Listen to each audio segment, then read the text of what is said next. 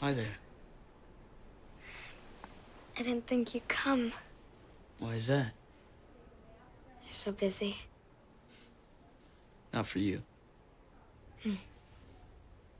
I like Bad Babysitter. You were so funny. Yeah, we did 780 million worldwide. People don't realize that. Don't you have an iPad? No. Oh, can we get her an iPad? A mini? Load it up, watch shit in 3D. We got great satin crew jackets. I was a bad babysitter written in gold on the back. Get your swag on.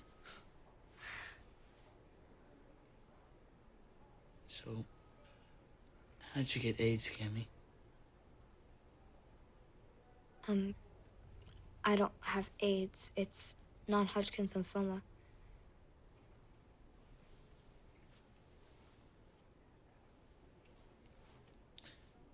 You know what I'm gonna do?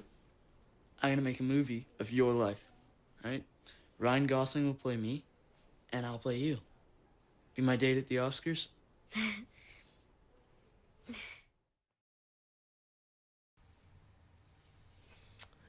Hello, this is Rusty Kelly, And Amelia McKay. and this is episode 2 of season 2 of the Breathing Problem Productions podcast. And today we are doing a film episode. We're going to talk about 2 films that we are both big fans of, and they are, if you want to say, Amelia. Maps of the Stars by David Cronenberg. Yeah, and then Killing of a Sacred Deer by Yorgos Lanthimos. Yeah, I was trying to make sure we pronounced his name correctly. And Killing of a Sacred Deer was made in 2017. Maps to the Stars was 2014. I think you might be listening to this saying like, oh, what did these 2 films have to do with each other? Initially, Amelia and I were discussing how we wanted to do a podcast episode about films. Originally, we were going to do an episode about the films of Todd Solondz, which I'm sure we'll do at some point. But we were just talking about films, and Amelia was randomly thinking about how much she loved the movie Maps to the Stars, and somehow you had it in your head to want to discuss both of these films. Was there anything off the top of your head that made you think of them? Well, there was just like an completely unconscious link, making like an unconscious link to each other, because we after watching both of them, we figured out that there is actually a lot that connects the 2 in theme. Yeah, so it was kind of interesting. It was like a weird kind of coincidence that I was like, we should do an analysis of both of them together. Yeah, totally. And I didn't even think about it initially. With Killing of a Sacred Deer, I assume most people or many people in our audience have seen the film.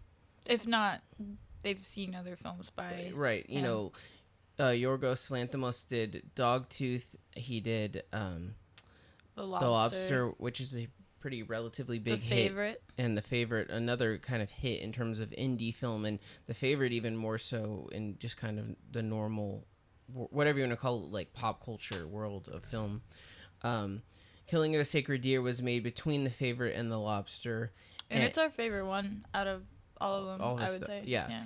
And it seems like the kind of reception that it received was almost like disgust, weirded outness. A lot of people, it's too dark, Dogtooth and The Lobster have a lot of comedy humor, and granted, we're gonna get into it, but The Killing of Sacred Deer has plenty of humor, but it's a film that becomes much more like a perverse thriller as it keeps going until it just becomes this violent psychosexual narrative.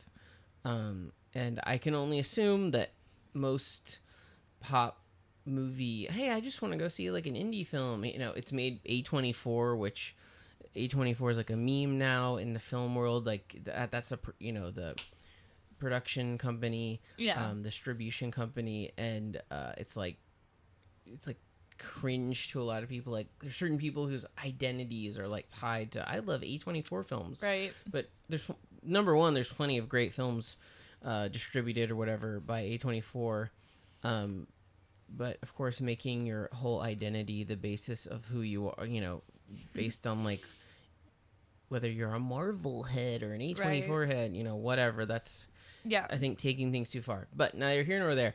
I think it's a bum out movie, basically. Yeah. It's a movie, you know, The Lobster ends with this spoiler alert. We're going to talk about movie spoilers. The Lobster ends with, you know, Colin Farrell's character basically ready to like blind himself for his girlfriend because he loves her so much. And nothing is ever going to be the same. But like they're going to be together is the implication, probably. And the favorite is, you know, kind of bleak, but again, it's like funny and there's a lot of unlikable characters, so it's not as big of a deal. Whereas this character has like child death and weird, you know, coldness and bad vibes. So I don't think it was big of a hit. You know, I'm sure people saw it, but you know, little things I see here and there is like people just being like, no, that, you know, it weirded me out. You know, friends of mine that were just like, you know, there's a scene where this guy tells his son that he masturbated his dad when he was a boy, when his dad was passed out drunk. It's like, yeah, it's very, there's some stuff like that is interesting, you know, to me, on a level of brutal secrets and interesting, strange psychosexual things. Yeah. But then, similarly, with Maps to the Stars, you know, Maps to the Stars is a Cronenberg movie, and, you know, with Cronenberg, he is a very, you know, well-known, popular underground and mainstream to an extent filmmaker. You know, The Fly was a hit, and I guess his early 2000 films, like A History of Violence and what the fuck is it called? The Russian mob movie. Sorry. We're like relatively kind of mainstream-ish, except, you know, like Amelia probably hasn't seen History of Violence, but it was kind of like an dark indie film that before the end of Blockbuster, it was like, you know, dads probably rented it, you know. But anyway, with Maps to the Stars, Cronenberg had just made Cosmopolis with Robert Pattinson. I don't know if you remember that, where I do. Based on the Don DeLillo novel, and it's just Robert Pattinson as like a hyper-capitalist stuck in a giant tech limousine in a huge like end of the world traffic jam in New York, and that's a movie I really like a lot too. But I don't think it was all that popular. But then Maps to the Stars, I think, was even less popular. I remember both you and I being excited to see Maps to the Stars. I didn't get to see it in the theater. We didn't see it in the theater, but we saw it on video on demand. But I remember both of us really loving it. Yeah. I think we've seen it. Stuck with us. This is our third time to watch it. Which we really did because we were thinking about making this analysis. I feel like we rewatched both films, of course. Yeah, and a lot came out of that, like this last experience watching it. Especially Maps to the Stars. I think initially, number one, it's written by the author Bruce Wagner. I haven't read his books, and I know he did a book that's called Dead Stars, but I don't think there's any connection plot-wise. But anyway, what's interesting, I think, is what I remembered most about it. Maps to the Stars I thought it was very dark and funny. It's about Hollywood. And I thought it was, you know. You said like both movies start out as like a satire. Right. And I think, you know, okay, how about, you know, anyway, let me just say this. Both films, like before we get too deep, are basically films where they kind of were forgotten, I think, by most people. I think maybe The Killing of a Sacred Deer less so because he's such a popular filmmaker still. Yeah. But I think they were considered lesser films by a lot of people or certain people. And so hopefully this podcast will make some people interested and check out both movies. That's what I hope, at least. Yeah, I hope so too. Yeah. And I guess okay, if we do a broad stroke, like here's the plot of both films. Killing of a Sacred Deer is about a cardio surgeon, like a heart doctor, who has a family and has a kid named Martin that he hangs out with, and we discover he hangs out with this kid because he has guilt due to the fact that when Martin's father was being operated on, the main character, Steven, was drunk because he was an alcoholic and did something wrong, it's implied, that killed Martin's father, right? And then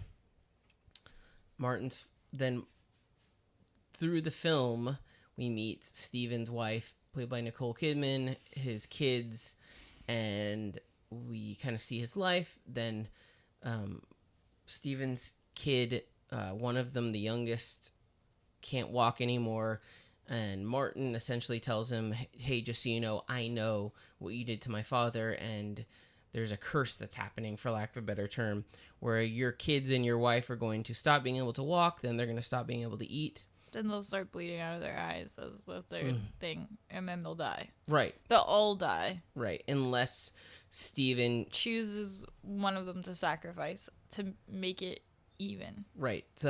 As Martin says, he needs to even the score. Right. I don't know my Greek myth too well. I'm dumb. So the title references the Greek myth of Iphigenia. So the version is that Greek leader Agamemnon, while preparing his fleet to set sail, accidentally kills a deer in a grove that is sacred to Artemis, the goddess of the hunt. She punishes him by foiling his fleet's plans. Distraught, Agamemnon seeks help from a seer who tells him that to turn the tide, he must sacrifice his daughter Iphigenia. He first refuses, but as the situation grows more dire, he has to start to reconsider. In many versions of the myth, Iphigenia herself catches wind of the god's demand and pleads with her father to sacrifice her life. And it says in this article, there's different versions of the ending. In some, Iphigenia dies, in some she lives, and in some she's swapped out at the last moment with another deer, which dies in her stead as she survives. But the key element in all of them is that a great military leader is brought so low that he's willing to consider the idea of sacrificing his own child to ensure his success. I guess, as we're just going over the basics of the story, but he has to choose to sacrifice, he tries to deal with the realization of the end of his children dying, what's going on. He's in a giant hospital that he's kind of like the general, the leader of. It's his, land, the way it's filmed. He's the king of the castle, as it were. He does tests, nothing works. And instead of the film, obsessing about why or how Martin is able to, create this curse, the film finally leads us to a desperate point where one of the children is, essentially randomly killed, his youngest son, and the curse ends. Maps to the Stars is a film that is a little more, loose, in that it's about a girl arriving in Los Angeles. She has a driver. She is kind of like a mysterious person. We then meet a boy named Benji, who's a child star. He has a mother that's like a momager, like Kris Jenner. He has a father that's like some kind of psychological guru, book writer guy. And then there's another main character, which is named Havana, who is played like basically a Lindsay Lohan vague impersonation by Julianne Moore. And I guess the film deals with all these different characters and the concept of kind of the way that Hollywood itself is this gilded prison that's built around nepotism, and in the film that's defined as like incest. Like all the films that are made are remakes or reboots. All the children are children of other famous people, and that there's almost like this, similarly, it's almost like a Greek myth of a curse that has to be lifted through a form of like transfiguration and sacrifice. I think, it also, similarly, as Amelia was saying, both films use a lot of comedy, and then they get very like beautiful and serious. I think, I remember we have a friend of ours that saw The Lobster and hated it. I don't think most people went and saw Killing a Sacred Deer, but there's all these themes of family and relationships in all of his films, and how we define who our family is and who the heads of the family are, and the kind of control that exists through whether you're the head of a family, the head of a hospital, and the way that society kind of creates this hierarchy of importance, and then also the idea of coded language and relationships. But before we get to I don't want to seem like we're all over the place. I guess the best way, I think we really only did a film analysis once, and it was pretty crazy. We did all the Earl Rich Sadiel films. Remember that?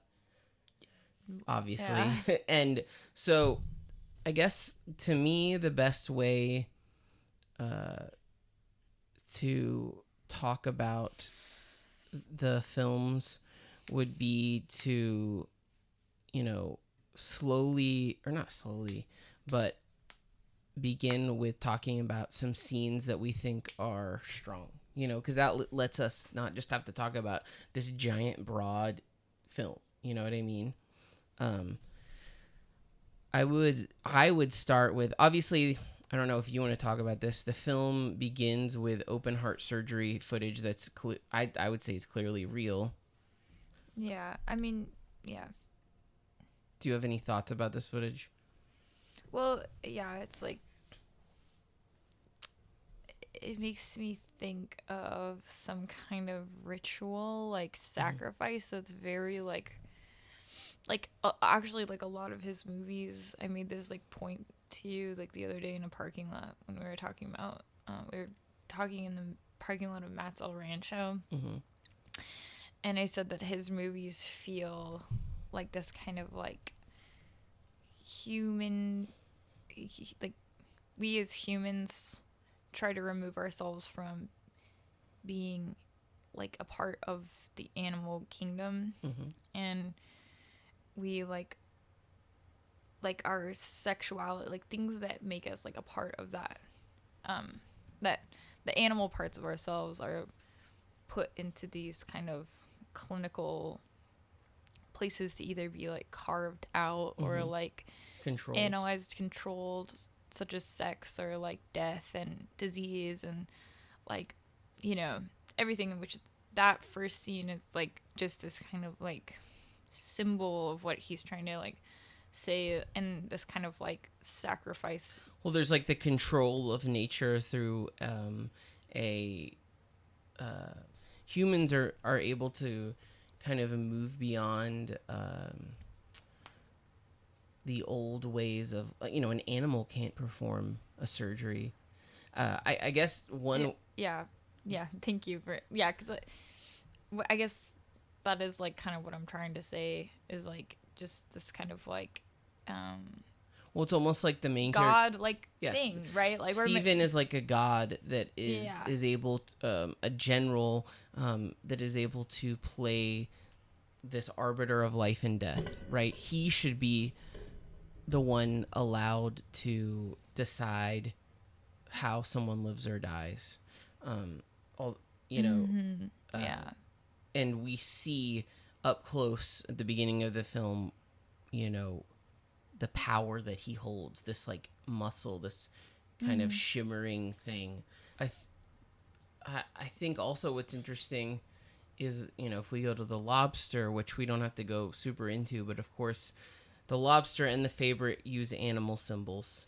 The Lobster is all about, you choose the animal that you turn into. If you can't find a mate, I love that. If you can't utilize these coded languages that society has, decided is the way that you should be able to exist as a human, not an animal. You are you are a human. Yeah. You need to have, right. Well, these relationships. And if you can't, then we are going to demote you to the status. And then I might be getting things wrong. What were we going to say? I was just going to say also, like, what I was really trying to say with that is, like, that whole thing about how, like, a doctor has to, like, remove what they're looking at from being, like, human or, like any part of, like, a person, to operate, and, like, they have to try to be some kind of, like, objective robot or something. Yeah, totally. Which would, that's, like, his character. It almost seems like it, right? It's like this, like, flaw or something that, like, in the end of things, because he, like, sees things so objectively. Well, I think also, what you could also say that in all of the films by, Yorgos Lanthimos, is that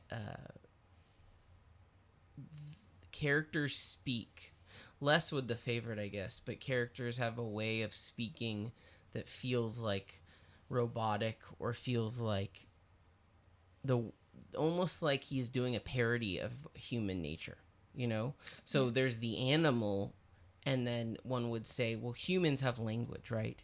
Humans have consciousness. Humans are able to organize our thoughts and organize societies based on this. And it seems like the director, in the way that he writes language, seems to feel like all of that is arbitrary and absurd to a certain degree. Yeah. I don't know if that's... No, yeah, exactly. I mean... all the ordinary aspects are so, like, abstracted from what's natural, and... Right, like, the idea that... Okay, because this leads us to the first main scene, which is Stephen and his anesthesiologist walking down a hallway, speaking about where they each got their watch. Yeah. Right? Okay. Well, we're talking about the fact that the film... that Martin... Okay, he's just operated on a patient that we assume he saved, because nobody's saying anything negative, that this is Stephen. He is the head of, cardiology or whatever. He is a heart doctor, and here is his anesthesiologist talking about how great his watch was, or is, and how they each got their very expensive, important watches. And I think what's interesting is we, number one, see the way that this film kind of exists in a different version of reality. This isn't our version of reality, right? People don't talk like this. Yeah. And I think, what I love about it is it feels like the way an alien or an AI would write human language, right? Mm-hmm. It feels like, yes, this is a conversation somebody could have, but the way that they're speaking and the words they're using don't feel human. There's no, I mean, the most obvious answer is there's no emotion in the way they speak. It's, it's a parody of human communication. Yeah. And the other obvious thing about it is, okay, who are these characters? These are men that essentially are having conversations about a consumer item that is, what is the watch to the rich man? The watch is a reflection of their standing in society because they are able to afford a very expensive watch. You know what I mean? Mm-hmm. I guess, if there was somebody sitting else here, they would say like, oh, that's fucking cheesy. Like, yeah, okay. That's the like devil on my shoulder. Like, well, yeah, it's like the watch is a distraction from like being what you really are, like, which is just a person. You're not really like important or like, right. Like you're not this like God, but it's just this way to like feel like that, Right. And as the film keeps going, we see that Stephen, the way it's shot, by the way, is in very wide angles. The film begins with literal fisheyes. You can see the kind of the way fisheye lenses have a blurred effect on the edges. Distorted effect. You know, we see his kingdom and his castle first in the hospital that he's the head of in this department. Then we're immediately shown a scene of him meeting Martin. We don't know. We assume Martin isn't his, son, but the scene is like slightly strange with him. It's almost like, is he meeting this kid to have sex with him? Like, it's an off-kilter, off-putting scene. Narratively, I assume that makes the audience want to figure out why this important surgeon is meeting up with a teenage boy, Yeah. And again, similarly, the discussion, the dialogue is super minimalistic and, robot AI-esque. Do you like my haircut? I really like fries. I like saving my fries to the end. But again, there's no humanness or even a kind of hint as to what these characters like are really, why they're even with each other. Okay, I guess I can kind of move past this scene. He meets with Martin. Then we have a dinner establishing shot of Steven's nice suburban home. It's very large and beautiful. His wife is Nicole Kidman. He has a daughter and son. I believe the son's name is Bob, and the daughter's name is, I think, Kim. Kim. Yeah. And again, with the dialogue, although I will say what's interesting is Nicole Kidman's dialogue. She makes a statement about how, you met this girl at a party. She wants to be a cardiologist like you. It seems a little bit more, I don't know, warm or human, for lack of a better term. But, I don't want to get bogged down. Needless to say, this is, again, more kind of narrative stuff. But I'd say the importance of it is that he is a man that seems to have it all. Then we go to a scene in the bedroom.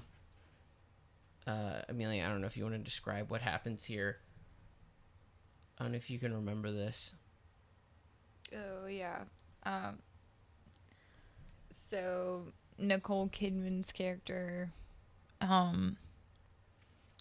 is like pretending to be like a paralyzed person to gratify her husband sexually. Yeah, like that she says general anesthesia. Like that's what they call the sex game. Right, where she's passed out, similar to all these people that he works on. Yeah, and it's like everything is lacking. I think that's like the whole kind of fluidity of it is like everything's lacking that kind of human or natural touch. Even more so, like he wants the way that his fetish and is his, not just his job, he sexualizes his standing as a head surgeon, right? If society projects all this importance onto him as having a very important grand job, then he's fetishizing what he does, which is that I have power over other people. Yeah. People are completely helpless and I am the arbiter of their fate. I could let them die, although I let them live because that's... I could fuck them. Right, too, like, yeah. That's the idea. Like, I can fuck them. He fetishizes his power state because the society, the capitalist society, gives him this like state of power, and so his sexuality, which we like define as this like warm, beautiful thing, is not even like what animals do to each other. Yeah, animals at least just fuck each other and do it for procreation and pleasure. I assume that's what their brains think. But Steven's expression, enjoyment of sexuality is only through the way that his job is. You know what I mean? Like it isn't sexuality at its natural state. It is a sexuality that is removed and manipulated through his standing in the capitalist consumer society, right? And it's also, there's an element of weird sadistic rape vibes to it, right? Like she goes, do you want general anesthesia again? And she lies there passed out, implying the woman doesn't do anything. You know what I mean? She's she realizes my husband wants is for me to be this thing that is his object of the desire of whatever his fantasy, lifeless. Yeah, but I it implies that there isn't a loving marriage at its core.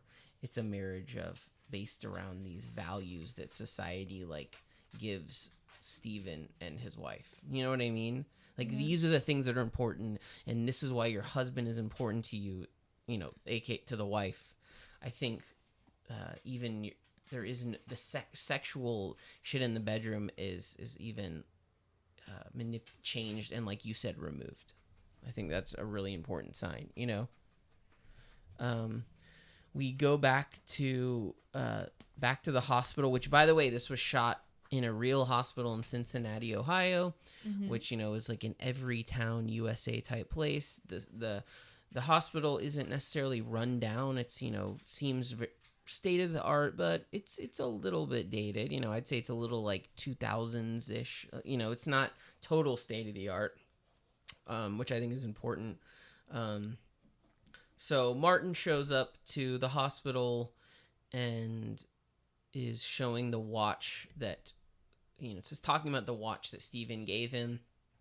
Stephen had given Martin a watch, which, is this expression of, in a way, a watch is something you would give your son, an expression of love, or an expression of fatherly gratitude, wanting to be a positive male role model in Martin's life.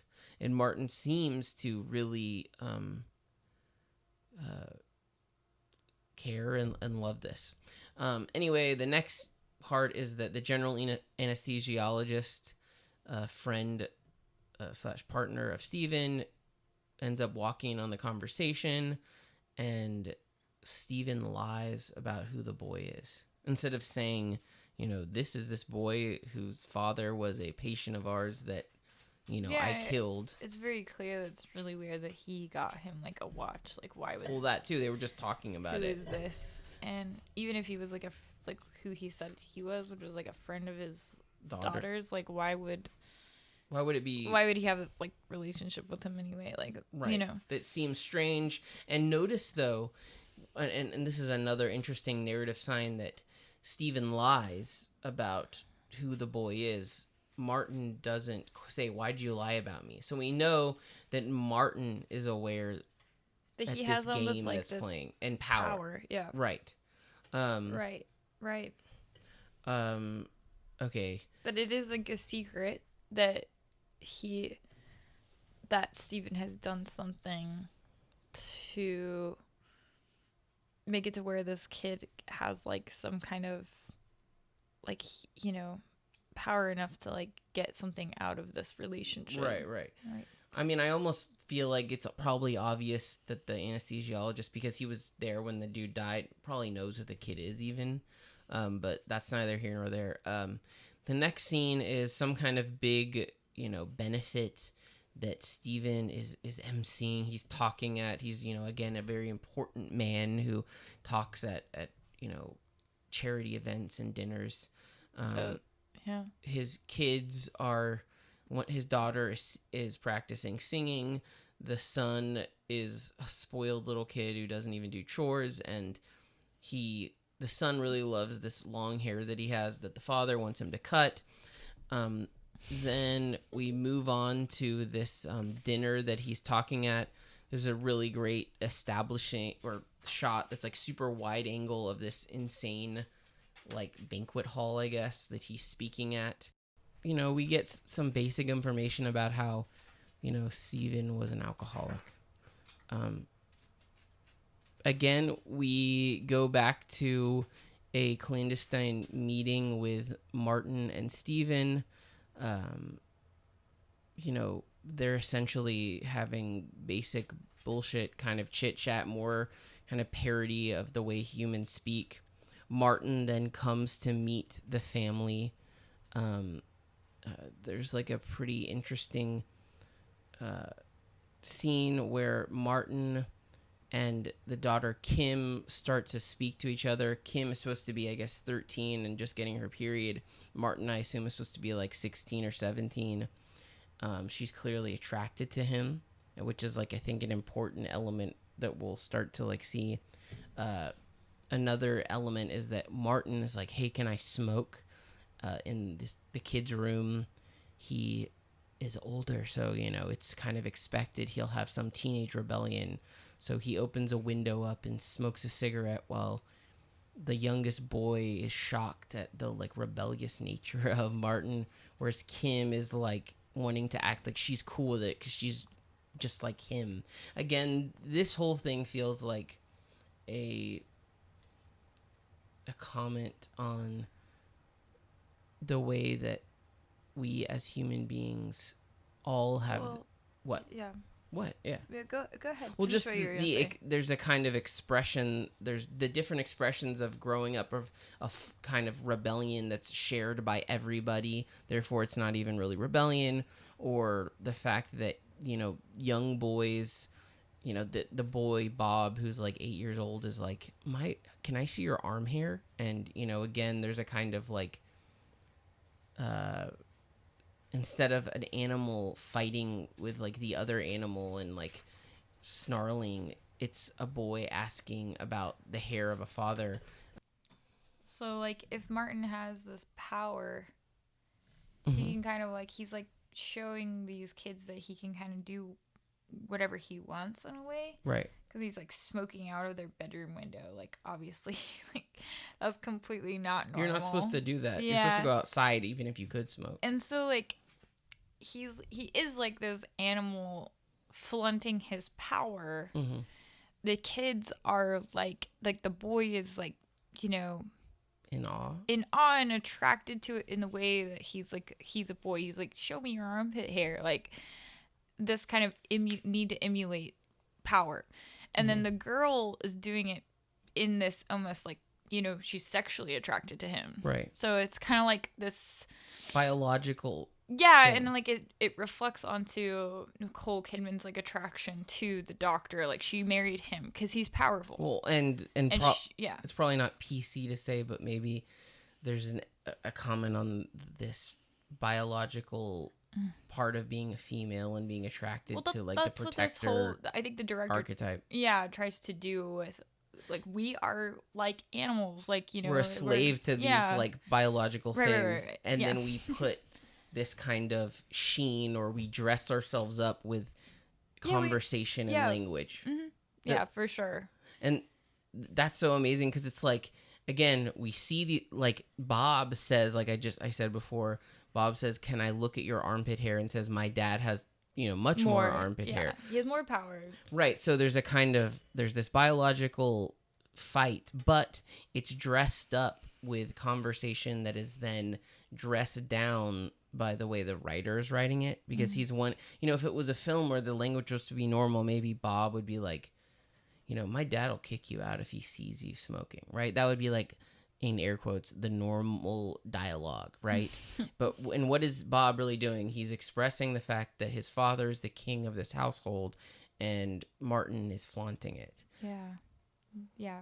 But, and again, though, it's like, if this is a battle between two males in this kingdom, to have the king's daughter be attracted to Martin is, I mean, clearly something that Martin likes, you know? Yeah, which continues and develops, right. I mean, I think the director is, based on the films he makes, he's interested in the way that human nature is dressed up with, you know, this language and ideas, but in the end, we're just these animals. Okay. So you should.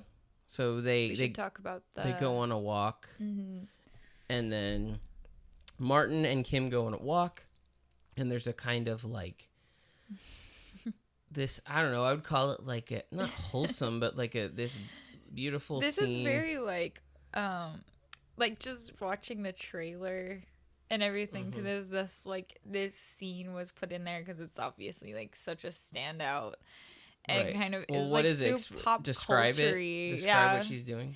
She's like standing by this tree singing because she's a singer. She's like in the choir.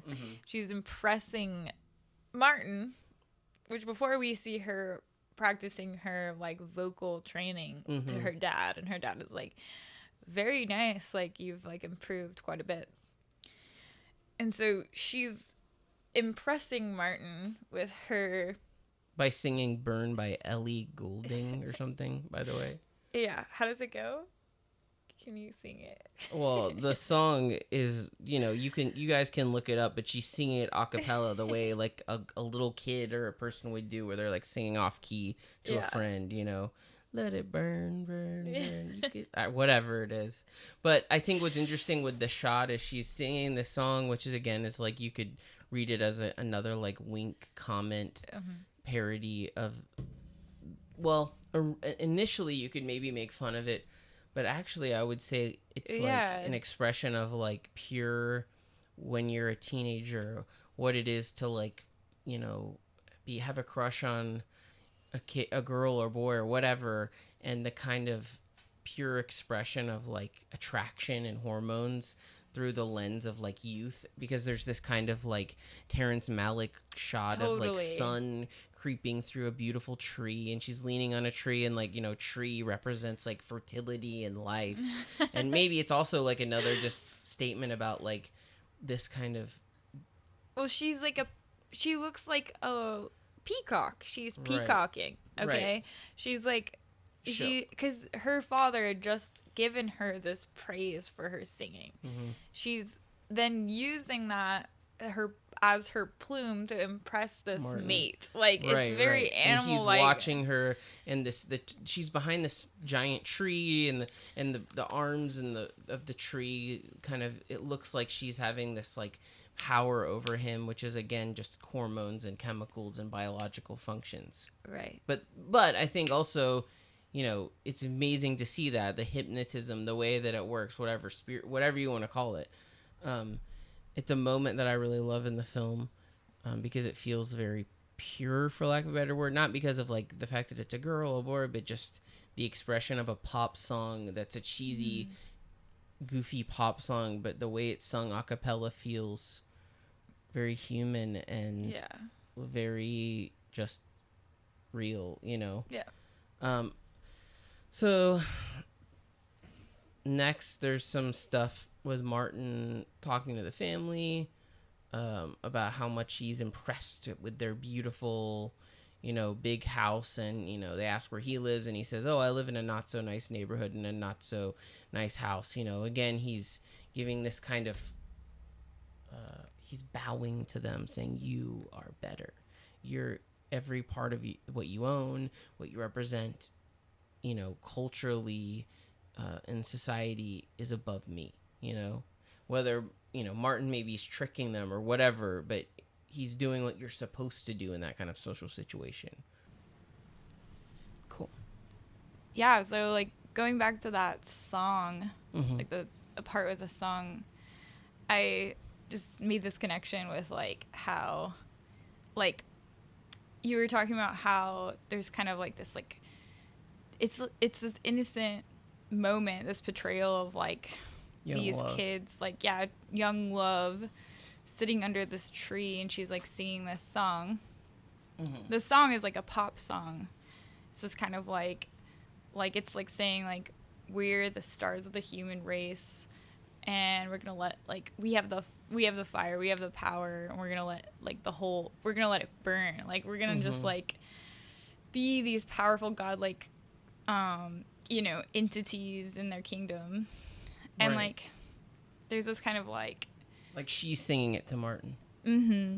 So it's right, like she's saying like, don't you want like this power too, like it's this like, it, like the director I feel like is trying to show this kind of like animal like courtship ritual that like the young like pop culture way that we think of like pure love is really just this like animal biologically driven courtship ritual of chemicals, right? Yeah, and that like they are somehow like they're cursed with the same biology to like want to dominate and have power and like flaunt that power and show that they're the alpha and like right. And she's saying, Martin, do you want a piece of this power? You know, a piece of me sexually, but a piece of my father's power. Yeah. I'm like I'm like leaning against this tree offering it. Yeah, totally. It's very like, it's just this raw kind of like, this is primal. We're all primal. Everything, including like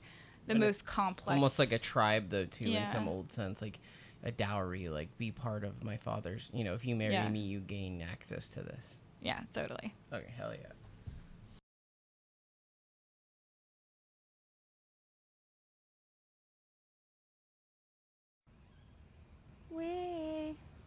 We don't have to worry about nothing, 'cause we got the fire and we're burning one hell of a something.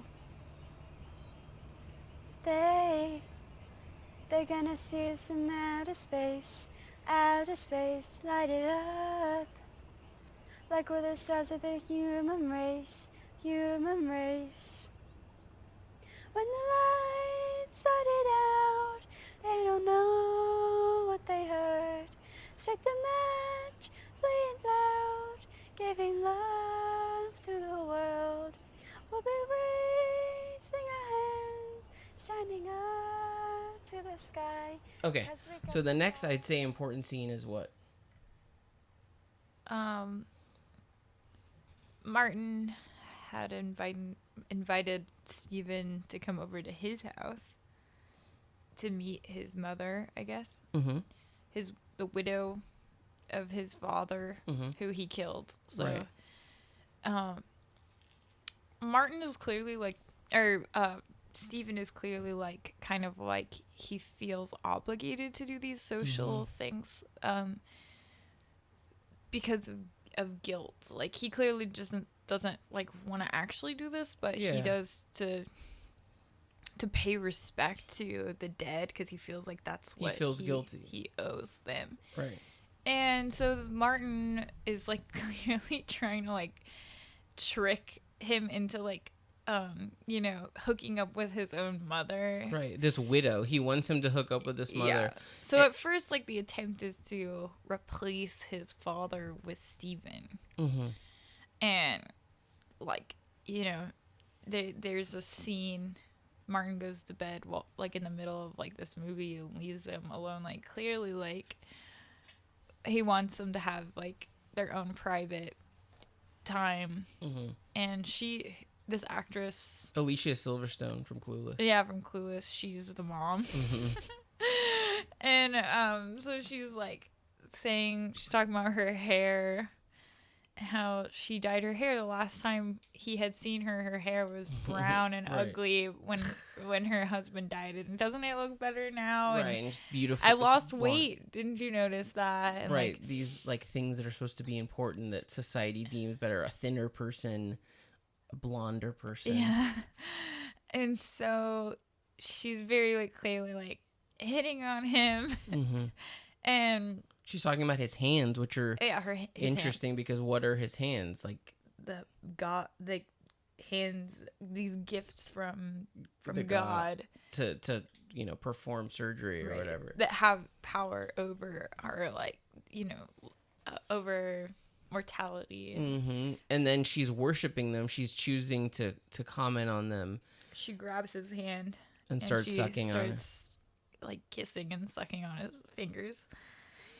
He freaks out and he leaves. And I think if you've seen the film, you know that this is before all the curse stuff's happening, and it's never said directly, but you've got to wonder if Martin's original plan to make things right was that Stephen would become his new father and would maybe leave his family to take care of him. Right. Was that like his original plan? I think so, because like he goes over to the house. Mm-hmm. and that would be like the sacrifice, because he's like clearly like bowing down and saying, your life is so good here. Like then he's trying to get him to step down in his power to like leave his whole family in his house and then come live here. You know, right? And, or to you know, I assume maybe he was predicting that, you know, Stephen would leave his wife and marry Martin's mother, and Martin and Stephen would, you know, they would all be a new family, and he'd move into a big house. We'll never know. Yeah. Maybe part of his plan was just for him to cheat on his wife so that, you know, Stephen could use that against him in his later curse of killing killing one of the family members. We'll never know. I think it's straightforward, and it's just like, you know, he lost his father, and he wants to find a new... to be even, he regains his father with him. Like that would, right. You know, and since he refused to do that, a different kind of curse and a different right. kind of like even playing field is set up. Right. That's what it seems like. And you know, the first third of the movie is very much so like, it feels like similar to The Lobster, it's very comedic, and all the conversations are like perfectly written to like make us like laugh at the way that we communicate and the way our cultures are like organized, you know? That kind of starts to fall away, especially again, we're back in the hospital, his you know, castle. It's filmed like this labyrinthian space of, you know, above. It's Kubrick. It's very Kubrick-esque. The camera is like a steady cam that's somehow like craned over the main character with a fisheye, so it looms, you know. I think that's what's amazing about this director, is the way that he's able to film very mundane spaces in really, you know, cinematography wise, it's just incredible work. I think that's what's interesting, by the way. I just want to say, is if we were to compare the look of Killing of a Sacred Deer with Maps to the Stars, is like Killing of a Sacred Deer just looks beautiful. Maps to the Stars is very like traditionally shot, like medium normal coverage, medium close-ups. But I that's probably more of a reflection to the fact that they had a smaller budget. They definitely did. Maps to the Stars. Yeah, like this film, you know, A24, whatever you want to call it, like this film, Killing a Sacred Deer, I'm pretty sure was shot on 35 millimeter. They had kind of access to really great visual stuff. Although, you know, within this like really weird mundane space, which is right. cool. I would say Cronenberg's work obviously can be visually, especially in terms of like special effects, can be visually stimulating, but I don't know if he's necessarily known for like insane cinematography. I'm sure some Cronenberg fan, which I am one, will yell at me. You know, Dead Ringers has some incredible camera work. Anyway, whatever. Yeah, that CGI scene though in Maps of the Stars is yeah. Oh, with the fire, yeah. I mean, again, they had a small budget. But back to this film, now the boy is desperate. He knows that that Stephen doesn't want to be around him. Really, I think Stephen's actually freaked out now. Of course, you know, because of the whole of everything. And we could say that like pretty, you know, essentially Martin's trying to hang out with him, to be around him. He ignores him, and then he switches over attention to the daughter and stuff. Right, he's dating the daughter a little bit without, you know, and then Bob gets sick, can't move his legs. Yeah, and that's like 40 minutes into the movie, almost halfway through. Bob gets sick. He can't move his legs. Yeah, he can't get out of bed, and he's like, seems like he's making some kind of excuse. But you find out, like, you know, he has to, right after this, he's like in the hospital, and and the father immediately thinks he's just lazy and faking it. Right. Yeah. And so right after that, we're in the hospital. We're in the hospital, and they're doing all these tests, neurological or whatever, and there's nothing actually like clear that shows up on any kind of scan that would detect why this is happening to him. Right. And I think what's interesting is now, you know, we're going from the kind of broadness of Stephen's life of home, you know, hanging out with Martin, his job, to now we're just in the fucking hospital. And this is where he is the king. This is where he's the general. And he's going to find out what's wrong with his kids. You know what I mean? And, if we go through it, nobody can tell what's going on. There's another kind of beautiful, like, wholesome youth shot of Kim on the back of a motorcycle with Martin riding it. That is just, like, again... another scene she's actually crying, I think, right? Yeah, I didn't notice that until the last time I watched it, but yeah, she's crying, and there's like this these lights from the city they're like downtown Cincinnati, like riding through, and she's like crying. It's really weird. It's kind of like this weird like what you would see like in some kind of weird like music video or like something. A Terrence Malick thing or something. That's what's interesting is like much as Lanthimos makes fun of our relationships and laughs at us for being animals that are just stuck in our like bullshit made up fairy tale worlds of society, I feel like the singing scene and the scene on the motorcycle, he's still saying there's beautiful spiritual moments of like of relationships. Just separately, you know what I mean? Right. Then we go back to the whatever hospital, and there's a very important scene, which like it's like halfway through the movie where so he like Martin just is like he shows up to the hospital again after being told like don't come here anymore, like I'm busy all the time, you know.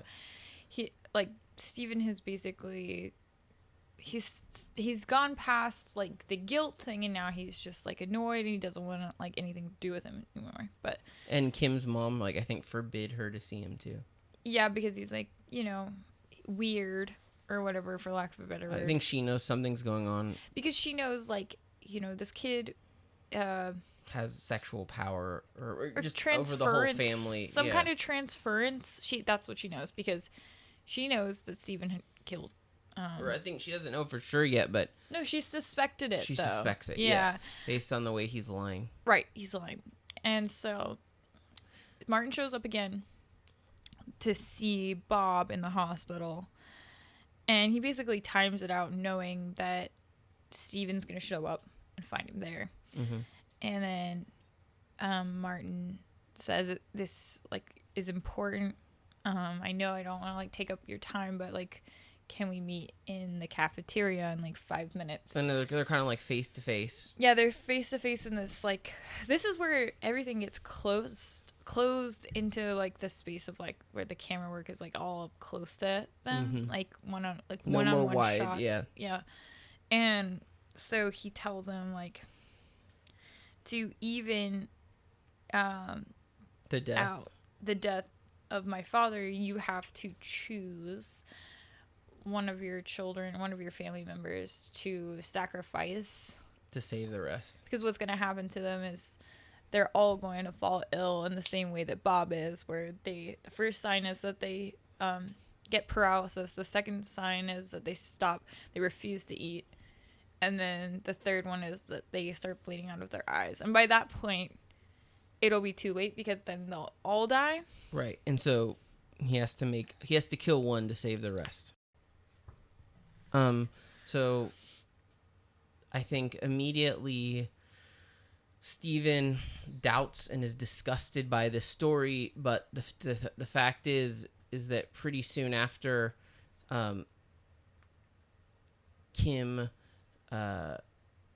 before Kim falls over, pretty soon after, you know, Steven gets very angry, says that Bob is lying and manipulating, and he tries to get Bob to walk, force him. He throws him on the ground. He drags him around and says, come on, tell me your secrets, you know, implying like maybe Bob's lying. Maybe there's some hidden secret or trauma as to why Bob is playing this thing and why he's making up this whole paralysis thing.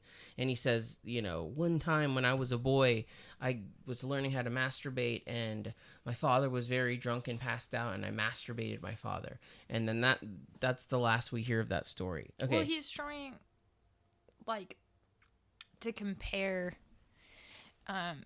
like he's trying to get Bob because he thinks like they think at this point it's psychosomatic. Right. Bob has some hidden shit. Yeah, like he's doing this somehow because something terrible happened to him, and like he's just not. Maybe he was molested. I guess maybe like, that's what they're thinking. He's repressing this so much, and he can't tell anybody. So his father, like, literally was like, "All right, Bob, walk down this hall," and he like can't do it. And he's like, and then he like crouches down and tells him this like the worst secret anyone's ever had, that's the worst secret, and saying this happened to me, so like you can tell me like that. He basically tells him, so it's like. It's anything that you could tell me is not the worst thing. Like I'm here to. Like, and I love that story just as a person. It's so like you who loves hidden abuse. You know, I love secrets, and I love things that are that society and the world pushes down and doesn't want to talk about, and that is truth that is brutal and that paralyzes you. But I think. Even on a level of using the way that shock... charged. This is like a charged piece of dialogue. The way that shock can be used to slap the audience in the face, I think is beautiful. I think it's a story that, forces the audience to like stare into this void of who, again, we are these animals, and our consciousness tries to organize things into specific order. And it's interesting to see, this is just one example of who this character is, right? Stephen, a man in charge, a man who is able to control the fate of people, and they live and die, and his family and his culture. And he's a very important man, but just like all important men or all humans, he has brutal secrets, and he has experienced, I don't know if it's sexual abuse because his father was, asleep, but it's very rotten, raw things. Yeah, totally. And I think he's on the floor begging his son to just tell, because he doesn't want the Martin thing to be true. So it's like he's hoping anything else is true. Yeah, this weird, almost like confessional moment of trying to be like, God, please make this stop. I'll tell you like my worst secret, like, it's bargaining for forgiveness or like redemption. Right. Being like, I'll tell you the worst thing I've ever done. Like, just make this stop. Right. Right. Exactly. And then, okay. So then we have Kim falling over, Nicole Kidman. What the fuck is Nicole Kidman's character? Anna. There we go. Anna continues weeping. Anna is crying, and I think also what's important is that the way Steven is trying to control the situation, Anna is someone who accepts things as they lay and tries to deal with them, which I think is very interesting. I mean, you kept calling her pragmatic. Right, exactly. And I think that's what's interesting is that he... Lanthimos, as a director, he understands human nature, even if he makes fun of the way we speak and the way we understand things. I think what's great is that his characters all are beautifully written and impeccably written. When you watch The Lobster, you may laugh at the surreal absurdity of it, but what makes it a great film is that the behavior feels real. You know what I mean? Mm. And then... And desperate. And same with The Favorite, which is another great film about human nature. You know what I mean? Yeah, and it's like desperation...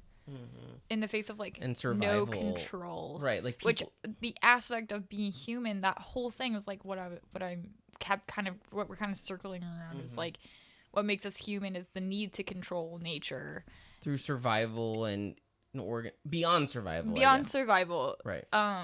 To the levels of comfort, to the levels of status, yeah, right. So. I mean, in The Favorite, there's a queen who has the highest status and therefore the highest rate of, chances of survival. And you have these two poor women that are manipulating her. Everyone is straining. Everyone is struggling. Right. Everyone is kind of conning or manipulating or begging this queen to help. That's its own thing. But I think it's interesting. It's like a contest of a bunch of people they're animals, but they're utilizing language and whatever means they can to gain status and survive. Right. I don't know. It's just one side to look at. I'm sure I'm wrong.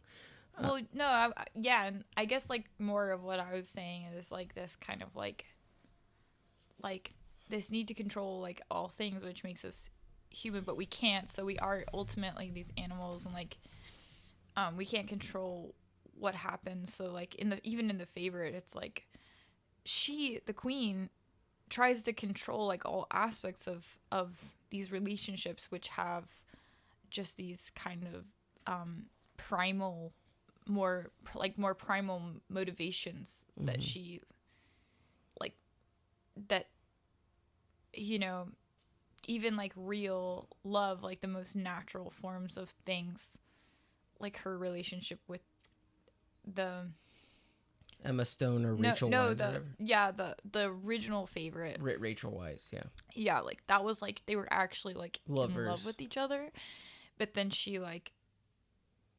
doesn't like she doesn't go with like that kind of like instinct, because she'd rather want to control her, whatever. And that's, I mean, I haven't seen the movie in a while, but, and then Emma Stone creeps in. I don't know. Needless to say, it's a great movie about human relationships. And I think it's a successful movie because he understands how humans are complicated creatures, but be simple at the same time. Yeah. Control everything. Yeah. So back to this film. You know, I read a little article that said, you know, that Killing of a Sacred Deer shows like the stages of grief, like, what is it? Denial, anger, bargaining, depression, and acceptance. So I guess at this point, Stephen goes and he's trying to find Martin. He can't find him at his house. Anna is desperately trying to find out what he did because he knows he's lying about the guy who died. You know, I think she already assumes, based on him being an alcoholic, that he might have, you know, done something wrong to kill somebody. Well, this is where this movie kind of takes off into these kind of mythological realms, is where, you know, they're just kind of assuming and going along with the idea that this curse is real. Like, they're just all somehow, like, that's not communicated in this film at any point. Like, at least Steven is. Anyone who isn't Steven. No, I know. But the, like, all the rest of the characters, the family, they are, since they're, like, under this curse, they're the ones that are being affected. They, like, believe it the most. Right. And, like, they know that Martin is the one that did this, is the arbiter of their fate. And they do it, like, completely unquestioningly, like, in this way where it's, like, it's the film treats like this curse as if it were 100% real, and this is how and that's what works. is great about the film too, is there isn't some kind of like, well, Martin had access to an ancient burial ground, like some dumb bullshit, or Martin knew a psychic in his family when he was 8 years, like that. The mystery is always better, and it doesn't even matter, you know, it's in the DNA of the film. It's very powerful. Like this thing is looming over the entire film. Just like you would read a biblical story or a Greek myth or something like that. It has its own logic that is unquestioning, right? Magical logic that is unquestioning. And then again, just like you were saying, where the family accepts it, this scene has Kim actually move to the. Martin calls her from her hospital bed. He's outside in the parking lot, and he actually allows her to walk again. He wills her to walk. For like 30 seconds to wave to him from the window, and then she goes back to her bed and she can't move again. And Anna sees this, the mom sees this, and is completely so angry and disgusted and shocked. And Kim is just like, accept it, like, you know. Because it's like the total acceptance or like acknowledgement of the power. Of power, right. God. Similarly that Martin like pretended or did, you know, bow to the family when he met them for dinner or whatever it was. Kim, as much she's attracted to Martin and courting him, whatever you want to say, she accepts that the power that he has, the power to paralyze, the power to kill, and the power to allow her to walk, and the way our culture works with the, you know, power. She completely respects it, you know. At least that's one way you could view it. Then, Anna goes and tries to somehow kind of talk to Martin, reason with him. She's gonna see who Martin is. She's not gonna trust her husband anymore. Let's go see Martin. Martin sitting at home eating a plate of spaghetti in a disgusting way. I've been saying, this is definitely a Gummo homage. I hope it is. Well, maybe it is, maybe it isn't. But it totally is. Yeah, the way he's disgustingly eating a plate of spaghetti feels like this Gummo reference. But essentially Martin tells her nothing. He pretty much just is looking at her like a smiling bug. Yeah, she's a bug to him. Yeah. And he's just like, no, you can like ask me polite things. And, I know you can imply that whatever, my husband did, I didn't do. And he doesn't care. These are the rules. This is how it's going to work. Yeah, totally. She's trying to be pragmatic. She's trying to, beg and say, this isn't my fault. It's not fair. And, he's look, there's a great scene where it's just her face. Yeah, it's just Nicole Kidman's reaction shot, and it's very minimal and subtle. He's telling a story about how everyone says he eats spaghetti the same way that his father did. Everyone told him that. Right. And I think what's interesting is it's a long shot. Instead of focusing on the gross spaghetti, it's focusing on Nicole Kidman's eye like slightly twitch as she's horrified at the power this kid has. And yeah, I love this scene. I think this is like one of the best scenes in the film of him saying, "Oh, actually, I discovered though that I didn't eat my spaghetti just like my father. In fact, everyone eats spaghetti the same way." And it upset him more than he felt when his dad died. Yeah. And what is that saying? Maybe it's saying like, the simple way of view is that we're all the same. All humans are basically alike, and that we are all programmed biologically to like exist and see the world in a similar way. Yeah. Well, something like about, I don't know, like traits that are passed down that make you like special and unique, and like that. Oh, totally. That, when someone says, you look like your dad, like my dad died, like that never really meant much to me, but, like you look just like him, I'm special. The genes that were passed down are specific, they're 1-to-1. And then in fact, you find out, no, you are just like everyone else, at least in the basics of your behavior, maybe, is that what the film is saying? That Martin is disgusted or shocked or hurt by the fact that all humans have the same behavior. And it's also that, like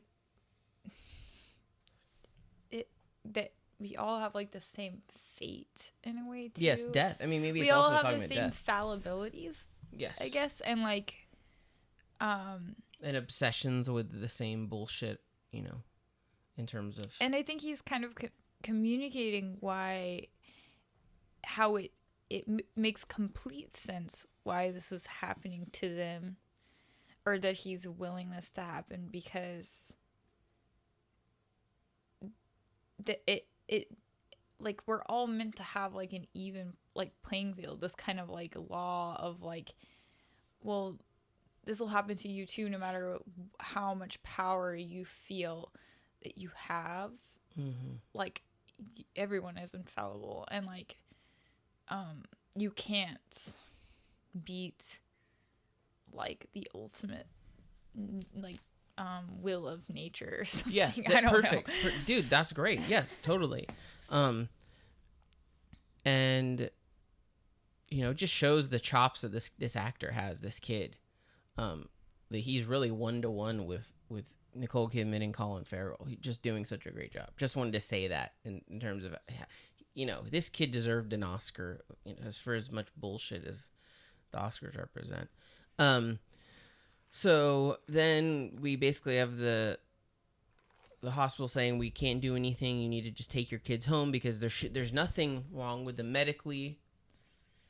And then we have a scene where Nicole Kidman meets with her husband's anesthesiologist / partner in the hospital and asks for the truth about Martin's father. And whose fault is it really? Right. And what's great about the scene is, again, it's about this kind of hierarchy of social structures where this was Stephen's second in command, the anesthesiologist, the man below the king. And this man always wanted to fuck, the queen. And what would it mean if my husband, it's like the cliche, like, I want to fuck my boss's wife, because then that will mean I have the same amount of power, whatever. Yeah. And so she gives this guy a hand job for learning the truth. And, she does it without even thinking, because she clearly loves her children, and that's more about what it is. And she, of course, is confirmed that he was drinking. He gave Martin's father heart surgery, and he died most likely as the result of his inability to do surgery correctly because he was drunk, right? And again, there's this kind of comment on the social interaction between the second in command wanting to fuck the king's wife. Now we're in the last kind of third of the film, which is the children.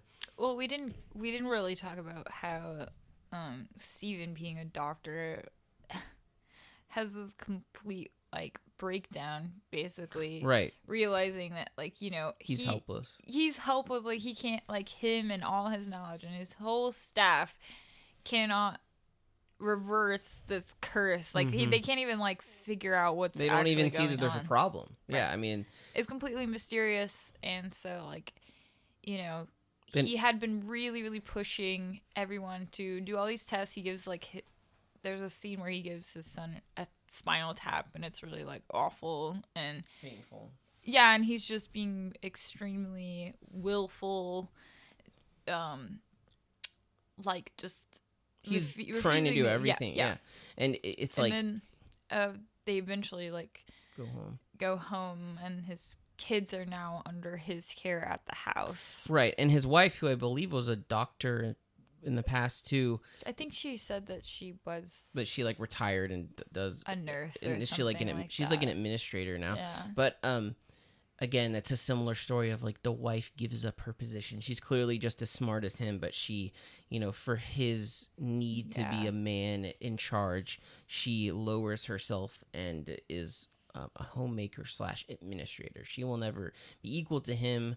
And what's interesting, oh, by the way, we didn't even mention this. The kids refuse to eat, so they're given nasogastric feeding tubes. What? Connection. Right. Yeah, totally. No, but so this whole last part of the film, they all have these feeding tubes, which is, interesting to say the least. Yeah. Film, cinematography-wise, we go from the film beginning with the wide kingdom that Stephen has, which is his house and the hospital and Cincinnati itself almost, and then we go to him only being in the hospital trying to desperately fix his children under his care or the hospital's care, and so now we're finally at the house. We're stuck. Yeah. So the film gets narrower. Yes, the film gets narrower. It's filmed more in mediums and then close-ups. The children are at home, and I think although what is interesting is still the wife doesn't stop being able to walk. And again, I feel like that represents the doubt that maybe what he's saying is bullshit, because nothing's happening to her, but they're desperate. They're freaking out, and she's making fun of him, saying look, stop trying to just have normal conversation with me. This is happening. You don't want to admit that your children are dying.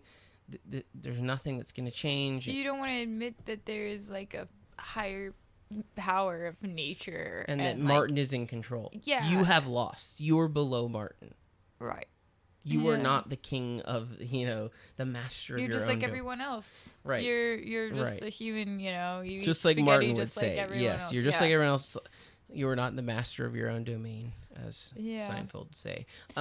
Yeah. And hey, we like Seinfeld jokes in this house. We are Seinfeld fans. Mm-hmm. Anyway, we Colin Farrell, Steven, freaks out as she says, you've got to take this seriously. And he's like, do we have witches' tits? And like, what do we need to make some like bullshit, concoction? To reverse the curse, as if we're in the Dark Ages. Right, and, like, right. And he's like, he has a little baby fit and throws shit around as she watches, like, this is what's happening, whether you like it or not. I just love Nicole Kidman's acting. I love her character. There is no like desire to be reflected as being the most important man because of the way society views women. She already lives in a system that views her as less than. So there isn't like an ego for her to worry about as much, or at least for her. Well, and that's ultimately like another strand of this whole film because Bob is the one that gets sacrificed, not the daughter or the wife, because they know their place. That's like so clear. Like we'll get to that in a second, but they surrender any kind of control to a lot of senses because that's their role. They accept that role.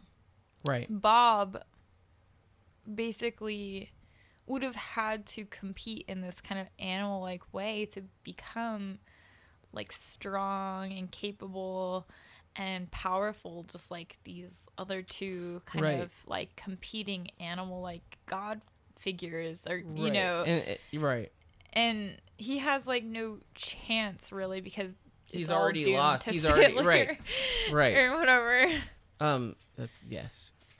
Finally, in an act of desperation, Steven kidnaps Martin and puts him in the basement of the house. He's been beaten and tortured, it looks like.